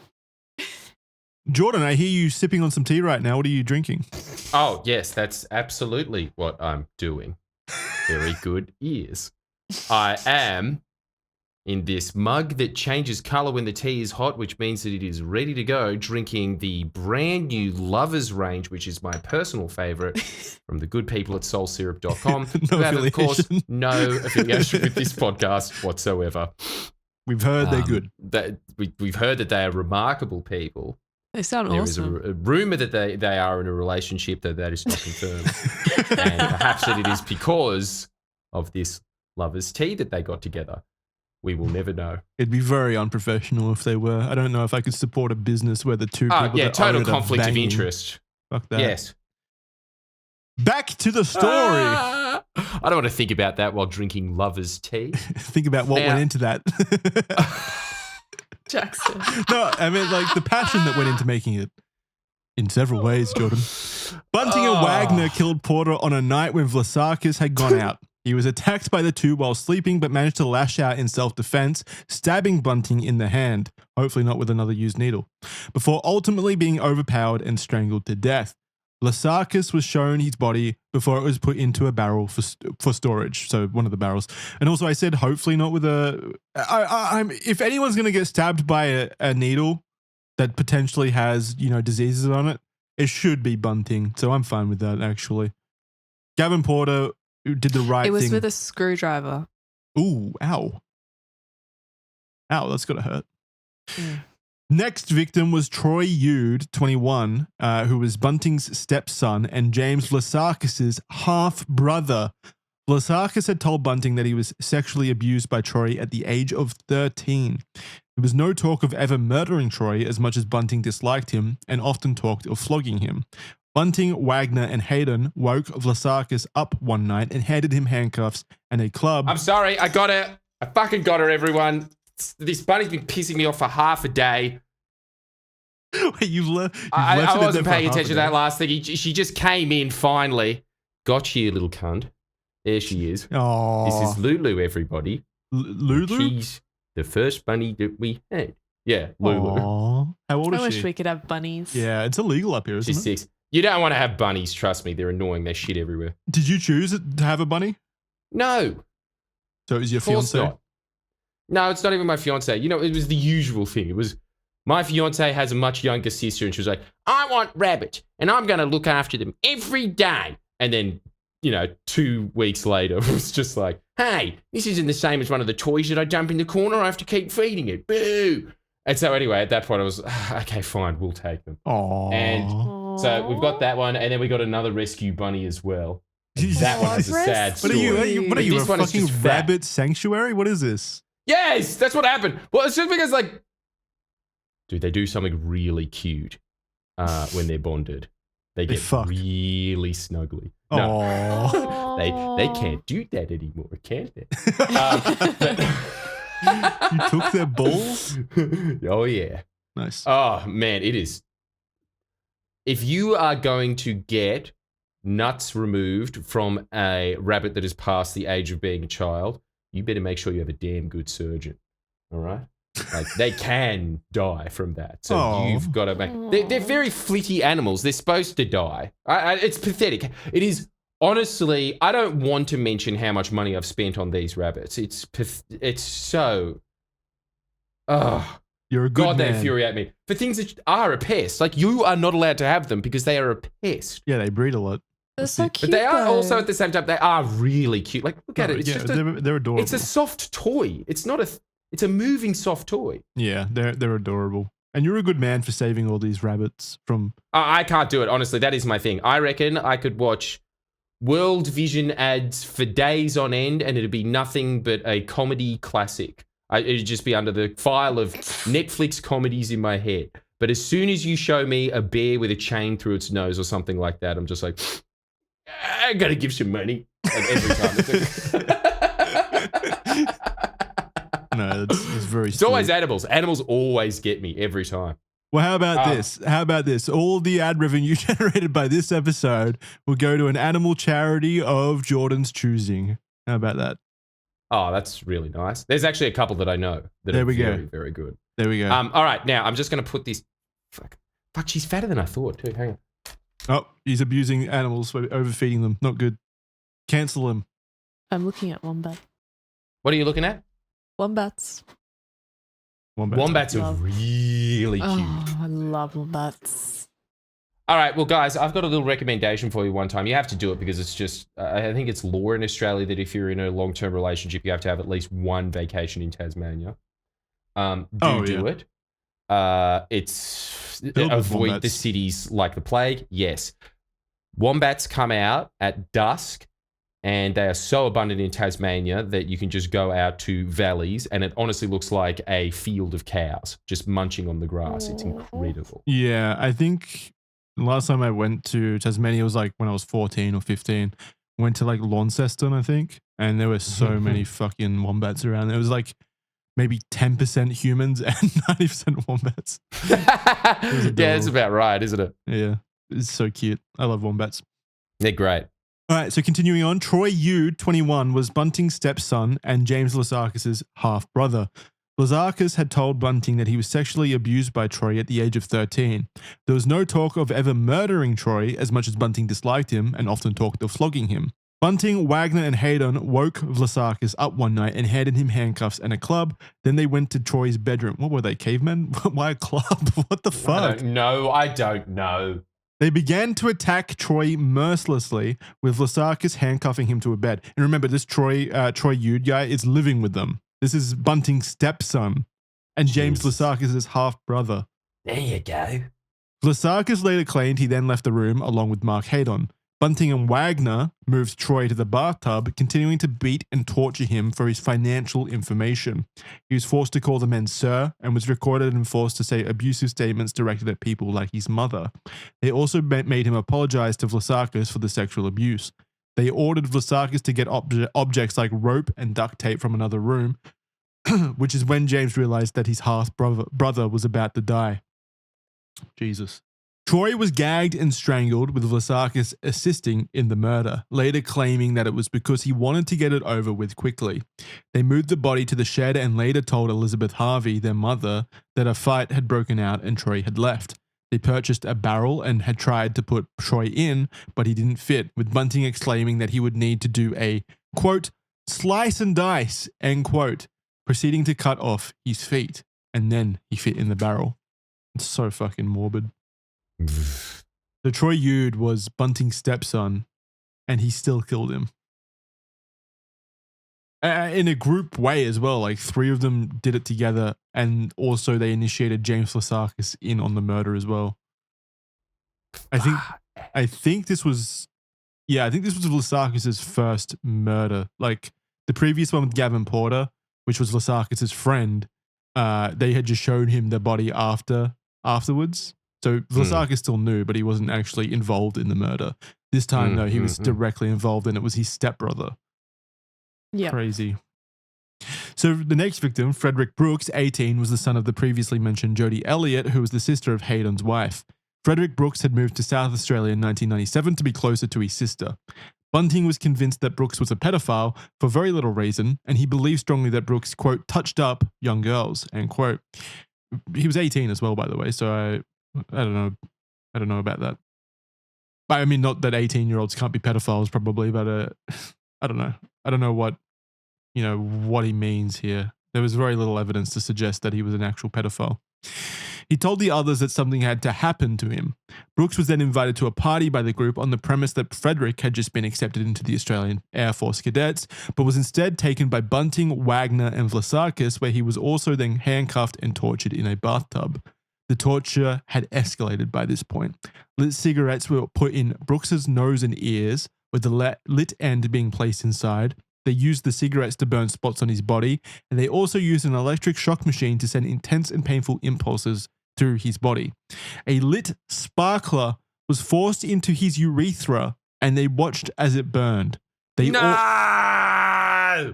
also injected bleach into his testicles. Okay, all right, come on, Jackson. You still hard? No.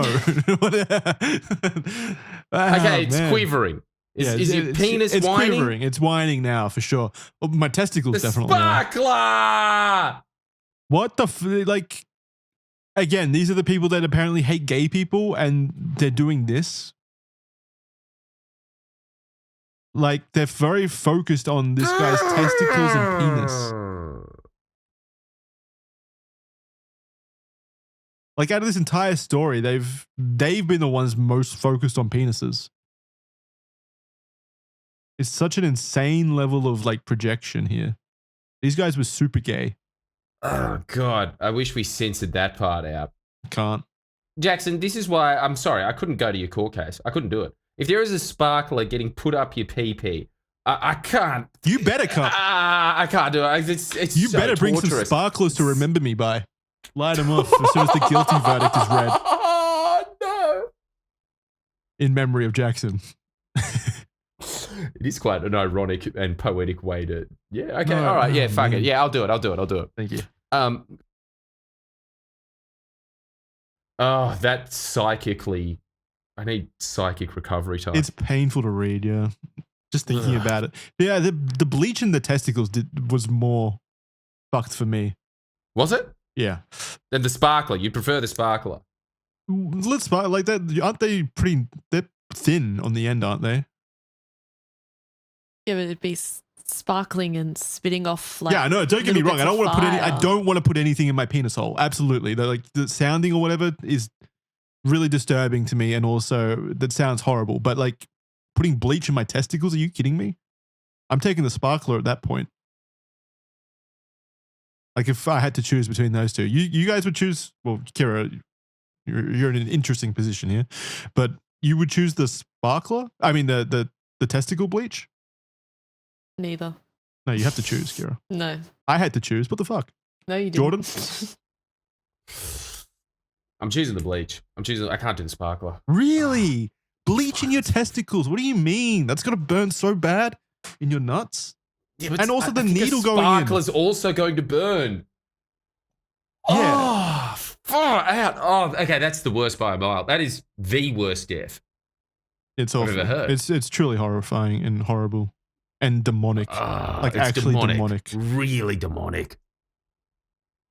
If there was any justice in the world, these people involved in this would have to, undergo the same torture. In my ideal world, I know that's gonna get some hate, but like actually, they should have to suffer through the same kind of ordeal that they put their victims through. I don't believe Absolutely. I don't believe it. Like they shouldn't. That's so stupid. Anyway, they obtained his financial information and made Brooks say abusive phrases about his mother. He was then gagged and tape was wrapped around his head and mouth, which resulted in his death. He was put in a barrel, still tied up, his lower limbs held together with electrical cord and the gag and tape still around his head. Brooks received a youth training allowance and Vlassakis would impersonate him after his death to keep the payments coming in. The next victim, and yes, there is more, 29-year-old Gary O'Dwyer was a neighbor of Bunting. Intellectually and physically disabled, he was also often called homophobic slurs by Bunting in passing. Vlassakis told the police later that he thought O'Dwyer was simply a financial target of Bunting. O'Dwyer lived alone, and Bunting wanted to know his family and financial situation. Bunting, Wagner, Hayden, and Vlassakis went around to O'Dwyer's house for a couple of drinks, but after around 20 minutes, Bunting began to strangle him, and they put him in handcuffs. They tortured O'Dwyer for hours, also using the electronic pulse machine previously used with Brooks. Like the others, they extracted information out of O'Dwyer while he was tortured, and then they killed him. His body was placed in a barrel that was stored in Hayden's house until it was moved to the Snowtown bank. Their next victim was Elizabeth Hayden, Mark Hayden's own wife. She had been told about the killings by Mark, which alarmed Bunting when he found out. He saw her as a sort of liability and shared these feelings with Wagner and Vlassakis, but not with Mark. Wagner did not like her either, believing that she was a lowlife and a whore, quotes. On the 21st of November, imagine calling this woman, who I'm sure is not a good person, just by virtue of she probably knew about these murders and chose to keep quiet, but complicated situation. She wasn't directly involved in the murders, I don't think. Imagine calling her a lowlife and a whore. Meanwhile, you are on a putting sparklers up, cops. Yeah, you're putting sparklers up penises in, and you're on a 10 kill streak basically at this point in time. Like there is. Well, I suppose it's not a whore though, is it? It's nothing whorish about it. He's in a committed relationship. Bunting's case, he's been sleeping around with 5 different people at this point. So, if the shoe fits. If the sparkler fits, you must acquit. I don't know where I'm going with that. No. It might go. I don't know if that's how the law works. Yeah, go on. What did you say? Put a sparkler in your urethra, you get 5 years off your sentence. What were you saying? It might go back to when I was researching about this and obviously reading James Vlassakis' statements and information to the police. There was like information and talks of her possibly seeing other men and I don't know if she cheated or something like that, but I saw things like that being brought up and talked about. So maybe that's why he would call her things like a whore. But this wasn't the husband calling her a whore, right? It was Wagner calling her a whore. But okay, so there was this image that she was cheating on their friend, basically. Yeah, okay. Maybe they saw her as like a bit of someone who would look at other guys and things like that. So maybe that's why they were labeling her like that. Yeah, right. But still, regardless, like glass houses and all that, like these guys are murderers. Calling this chick a... Oh, absolutely. I'm just providing like a little bit of possible context for that. On the 21st of November, Mark and Elizabeth's children had left for the night, leaving Elizabeth home alone. Bunting and Wagner arrived at the residence shortly after Mark Hayden had left.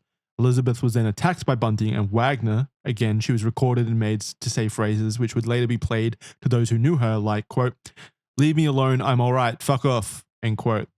That's pretty convincing. But again, male voices could be heard in the background directing her to say these things. She was made to say abusive things about her children and about Mark. Elizabeth was tortured, killed, and placed in a barrel with rope left around her neck and a gag taped into her mouth. When the barrel containing Elizabeth's body was taken to the bank, they removed the lid to look at her body, with Bunting and Wagner laughing and making jokes. Mark, who was also present, the husband, also laughed at her body. So lovely marriage. The last victim, David Johnson, was another stepbrother to James Vlassakis. So they're going through the whole family tree at this point. Bunting would often call him homophobic slurs despite him being heterosexual, and also referred to him as a yuppie. Do you want to explain what yuppie is? God, how do you explain a yuppie? What's the word that you would have in United States? Would it be like metrosexual? I don't know. It's a type of yuppie, yeah. Look, a yuppie is somebody who has a good job, usually lives in the inner city. It's sort of like a hipster, but they're more professional and not into art and culture. They're more into all the other trappings around it. The good food, the wine. Yeah, kind of like an... You know what a yuppie is? You know what a yuppie is? It's a try-hard upper class person that isn't part of the upper class. They're kind of like upper middle class at best, I reckon. Yeah. Usually young professionals as well. Young professional. Yeah, so he had that image, and obviously these, let's call them bogans, because they probably were bogans, he took offense to that, someone, being more well off than them. And that was enough for him to be gay in their eyes, basically.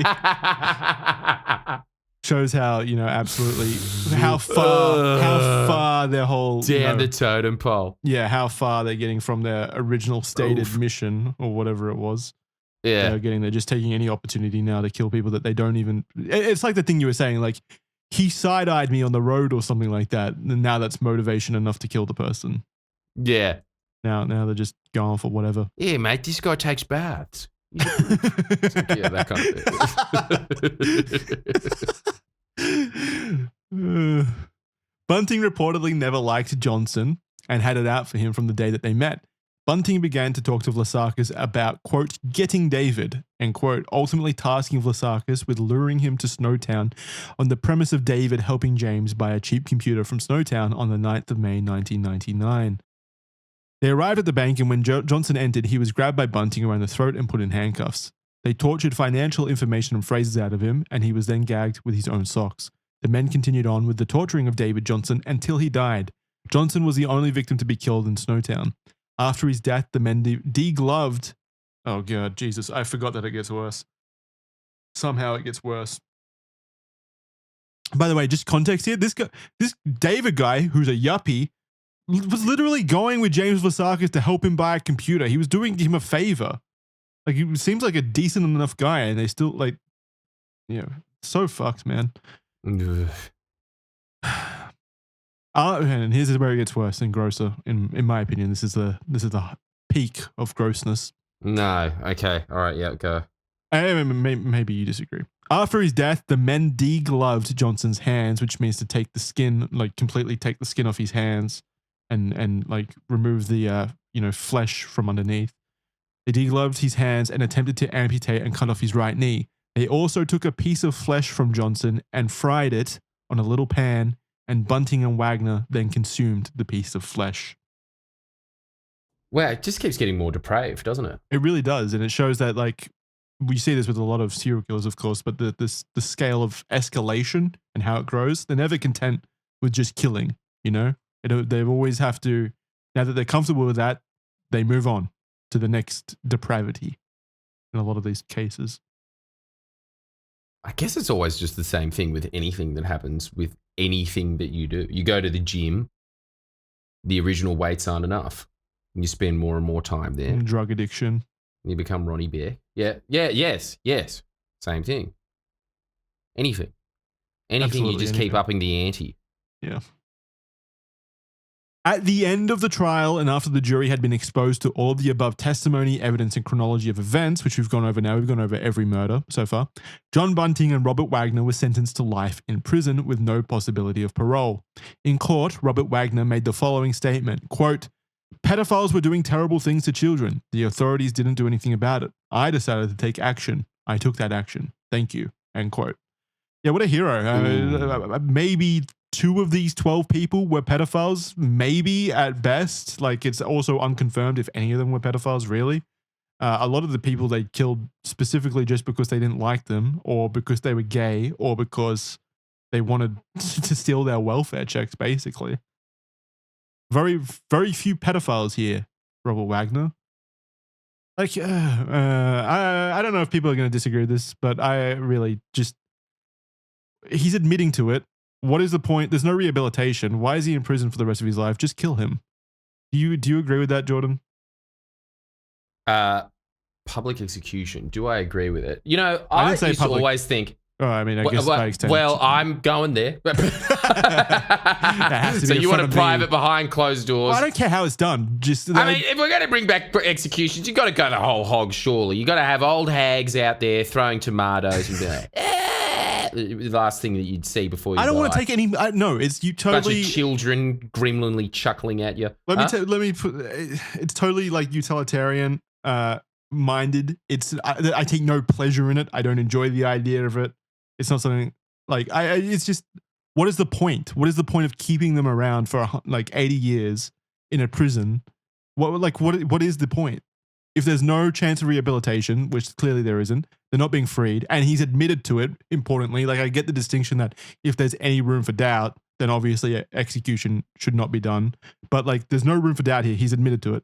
He's bragging about it. What is the point at that point?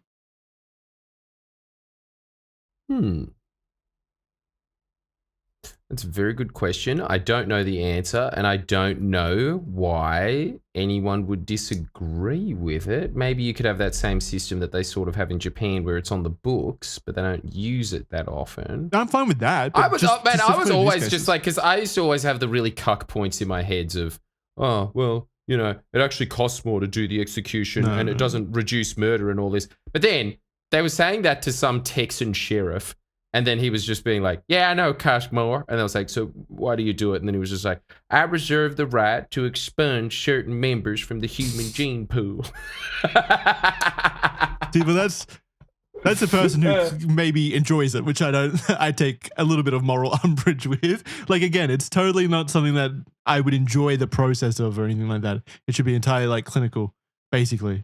But like, if it's a situation where the person has killed, there's no room for doubt, and he's done horrible things in this situation, and then through the process of finding them guilty in courts, brags about it openly and admits to it.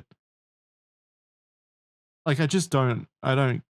Yeah, now that I think about it, what is the justification that we have in Australia for no death penalty at all? Well, the justification that I agree with mostly for this situation is if there's room for doubt, like, you could potentially execute someone who would later be found innocent of that crime, which obviously would be horrible. But again, like, I think the legal framework surely has room to make a distinction for when it is, in this case, totally provable, and in fact, like, they've, confessed to it ostensibly. Surely there's room in the legal framework to allow for situations like that to be dealt with. It's really weird. I don't know why they never thought of that before. Well, they probably have. I mean, and I remember that being talked about on one of those controversial 90s talk show panels that they used to put on midday television to sucker ratings. And the guy that always used to say the opinion should got everyone talking, he said exactly what you said, Jackson. He said exactly what you said. If they admit to it, if they've got the DNA for it, if it's provable, just cut him out to dry.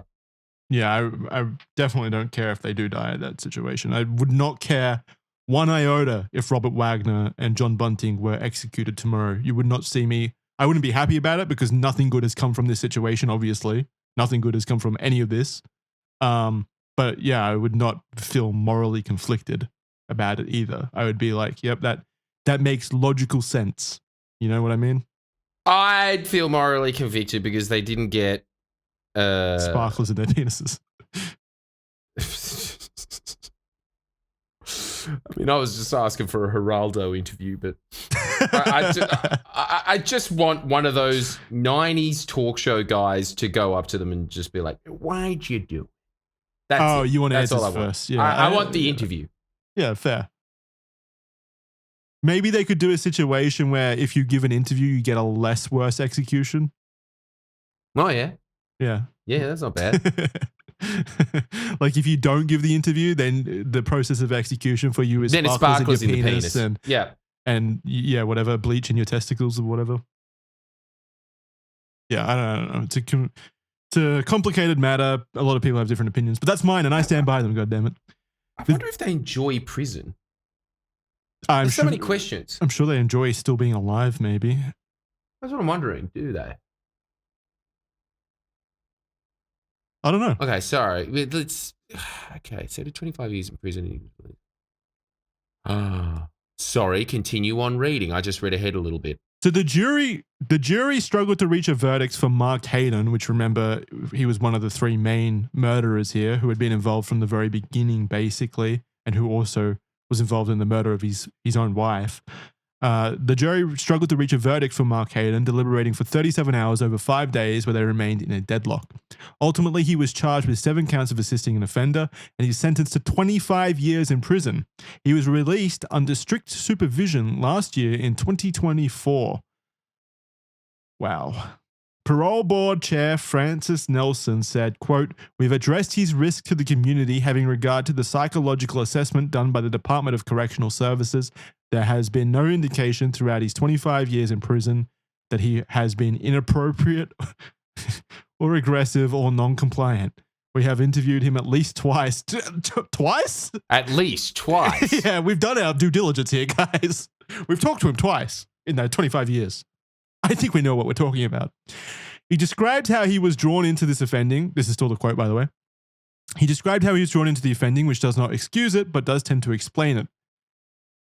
He was also to some extent fearful of Bunting and did explain to us that at times he was worried he would be the next victim, and if he did disclose what he knew, he would be more than likely be killed. End quote.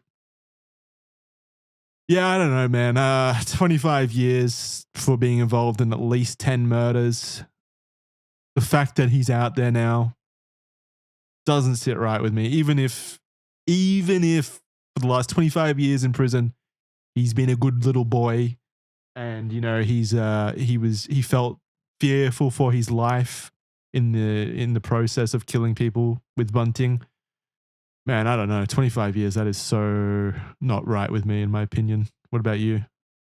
Well, I can think of a reason not to release him, and that is his release photo. That guy is fucked. I mean, you wouldn't look He good looks after like a 25 pedo. years in prison either. That too, yeah. No, but he's got that real mole man look of... Yeah. Every photo of him. Kira, what do you think? About him being released? Yeah. You're pro it, aren't you, Kira? No. You wanted him out not- sooner. You wanted him out sooner. Yeah, people like you is why that jury verdict took so long. What do you think, Kira? I don't think it was enough. I understand that he was probably scared, or possibly so scared of Bunting and like could have been fearful of his life, but it doesn't excuse that he did that. Mm-hmm. He was a part of the killings. That's on him now, and I just think, I don't know, that quote there just reads so silly to me. It's like talking about the community and saying that he's not a risk. We've interviewed him twice. He's killed 10 people. How is he not it's a potentially a serial killer. risk? Like, it reads so ridiculously naive to talk about someone that's killed 10 people in the past out of cold-blooded murderous intent, and then say that they're not a threat to the community. Let me ask you this, Gil. Do you feel safer knowing that this guy is out there walking the No. streets right now? No. Yeah, no, No. of course not. And there's nothing wrong with that. There's nothing wrong with identifying the risk there. So it does say, I just looked into another article. So he has to live in a pre-approved address. He does have to wear an like a ankle monitor. He can't be out between 9 p.m. and 6 a.m. He's not allowed Murdering to hours. drink. He's not allowed to take non-prescribed drugs. He's not allowed to go Yeah, on a there's licensed conditions, okay. premises. You know, all those sort of things. There's So, conditions. He's like, yeah, sure. yeah. But he wouldn't be the first criminal that has broken those conditions and reoffended. He's also banned from speaking with the media. Okay. Is he banned from No killing? interviews. Is he banned from killing? Yes. I think so. I told you, Jackson, between those hours. It's a blackout period.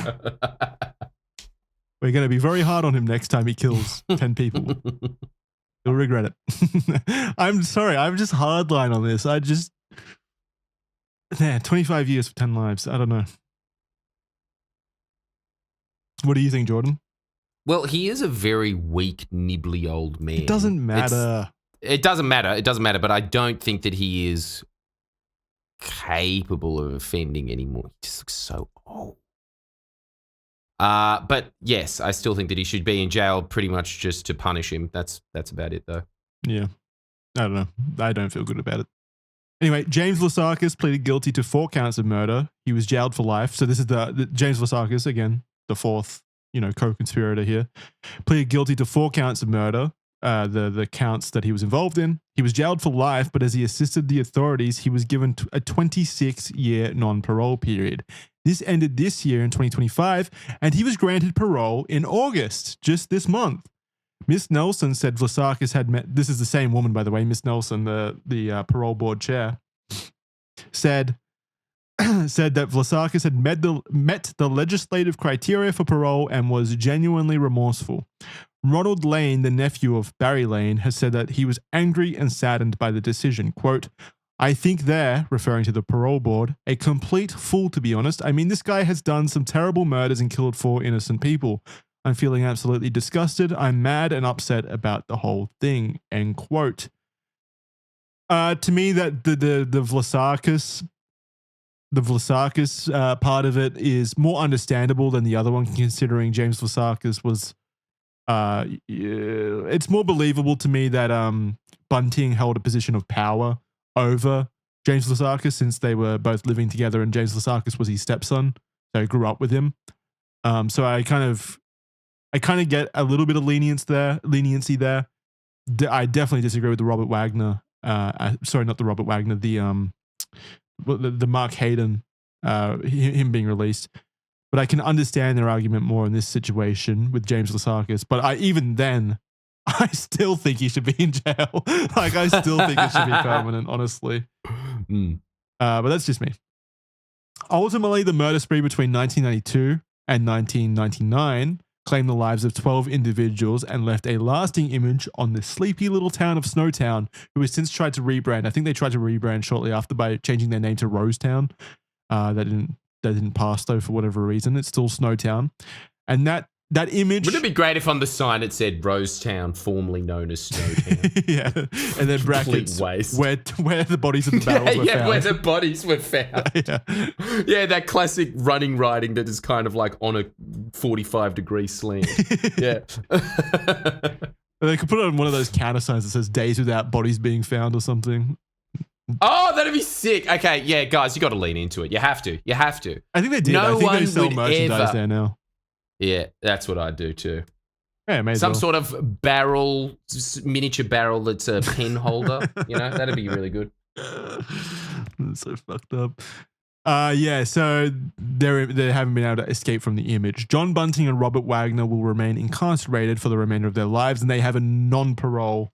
No chance of parole, which is good. So at least they'll be in there forever, hopefully. Justice is served. Unless, the parole board chair, Frances Nelson, comes out and said they've been good boys and she's talked to them at least twice and decided that they can come live with her. You know what? I'm going to go on this. If the parole board chair, Frances Nelson, wants to do that and release these people, then they should have to live with her. They should have to board with her. Yeah. Yeah, that's the house arrest. I don't like people like this being in society, honestly, but whatever. That's going to do it for the Bodies in the Barrels episode, the Snowtown Murders, that covers everything entirely from top to bottom about the story. I hope this educated you Americans about Australian history over there. It turns out we do have true crime stories as well. Some very sinister shit going on in we got the best places. Ones. It's not a competition, Jordan. But I admire your enthusiasm. Thank you very much for joining us this week. Again, remember, Jordan's got his own channel, Friendly Jordies. You can go check out his stuff on Ozpol. That's Australian politics. Probably not really relevant to you Americans, but it's still very funny. Jordan's a very funny guy, so go check that out. On top of that, he's also got a channel, Jordan Shanks, where he does self-help videos as well as videos on YouTube drama. Weird combination, but it works. Go check that out, and he'll tell you the secrets to success so you can be just as successful as him. You too can own bunnies, and also, what else do you do? Bunnies and other stuff, I guess. You can, you can also make skits on Instagram. Success is defined in so many ways for so many different people. Go check his stuff out. He's also doing live shows around Australia at the moment. So go check that out. All will be linked below. And as Jordan's sipping on Soul Syrup throughout the episode, you too can sip on Soul Syrup, soulsyrup.com.au. We're not shipping to America at the moment. Trump's tariffs and whatever. The Australian post shipping system has decided not to ship to America currently. We're working on a solution to that. We'll start shipping again in the next. We'll update you in the future. But yeah, you can go to soulsyrup.com.au and at least have a look at them. you can look at them for now. Yes, they're pretty to look at. Yeah, they're very pretty to look at. So go check them out. If you're Australian, you can get them shipped to you still, and everywhere else in the world. So if you want to do that, soulsyrup.com.au. It's good tea. We like it. We made it with passion. That's going to do it for this episode. Thanks, guys. Bye. Bye, guys.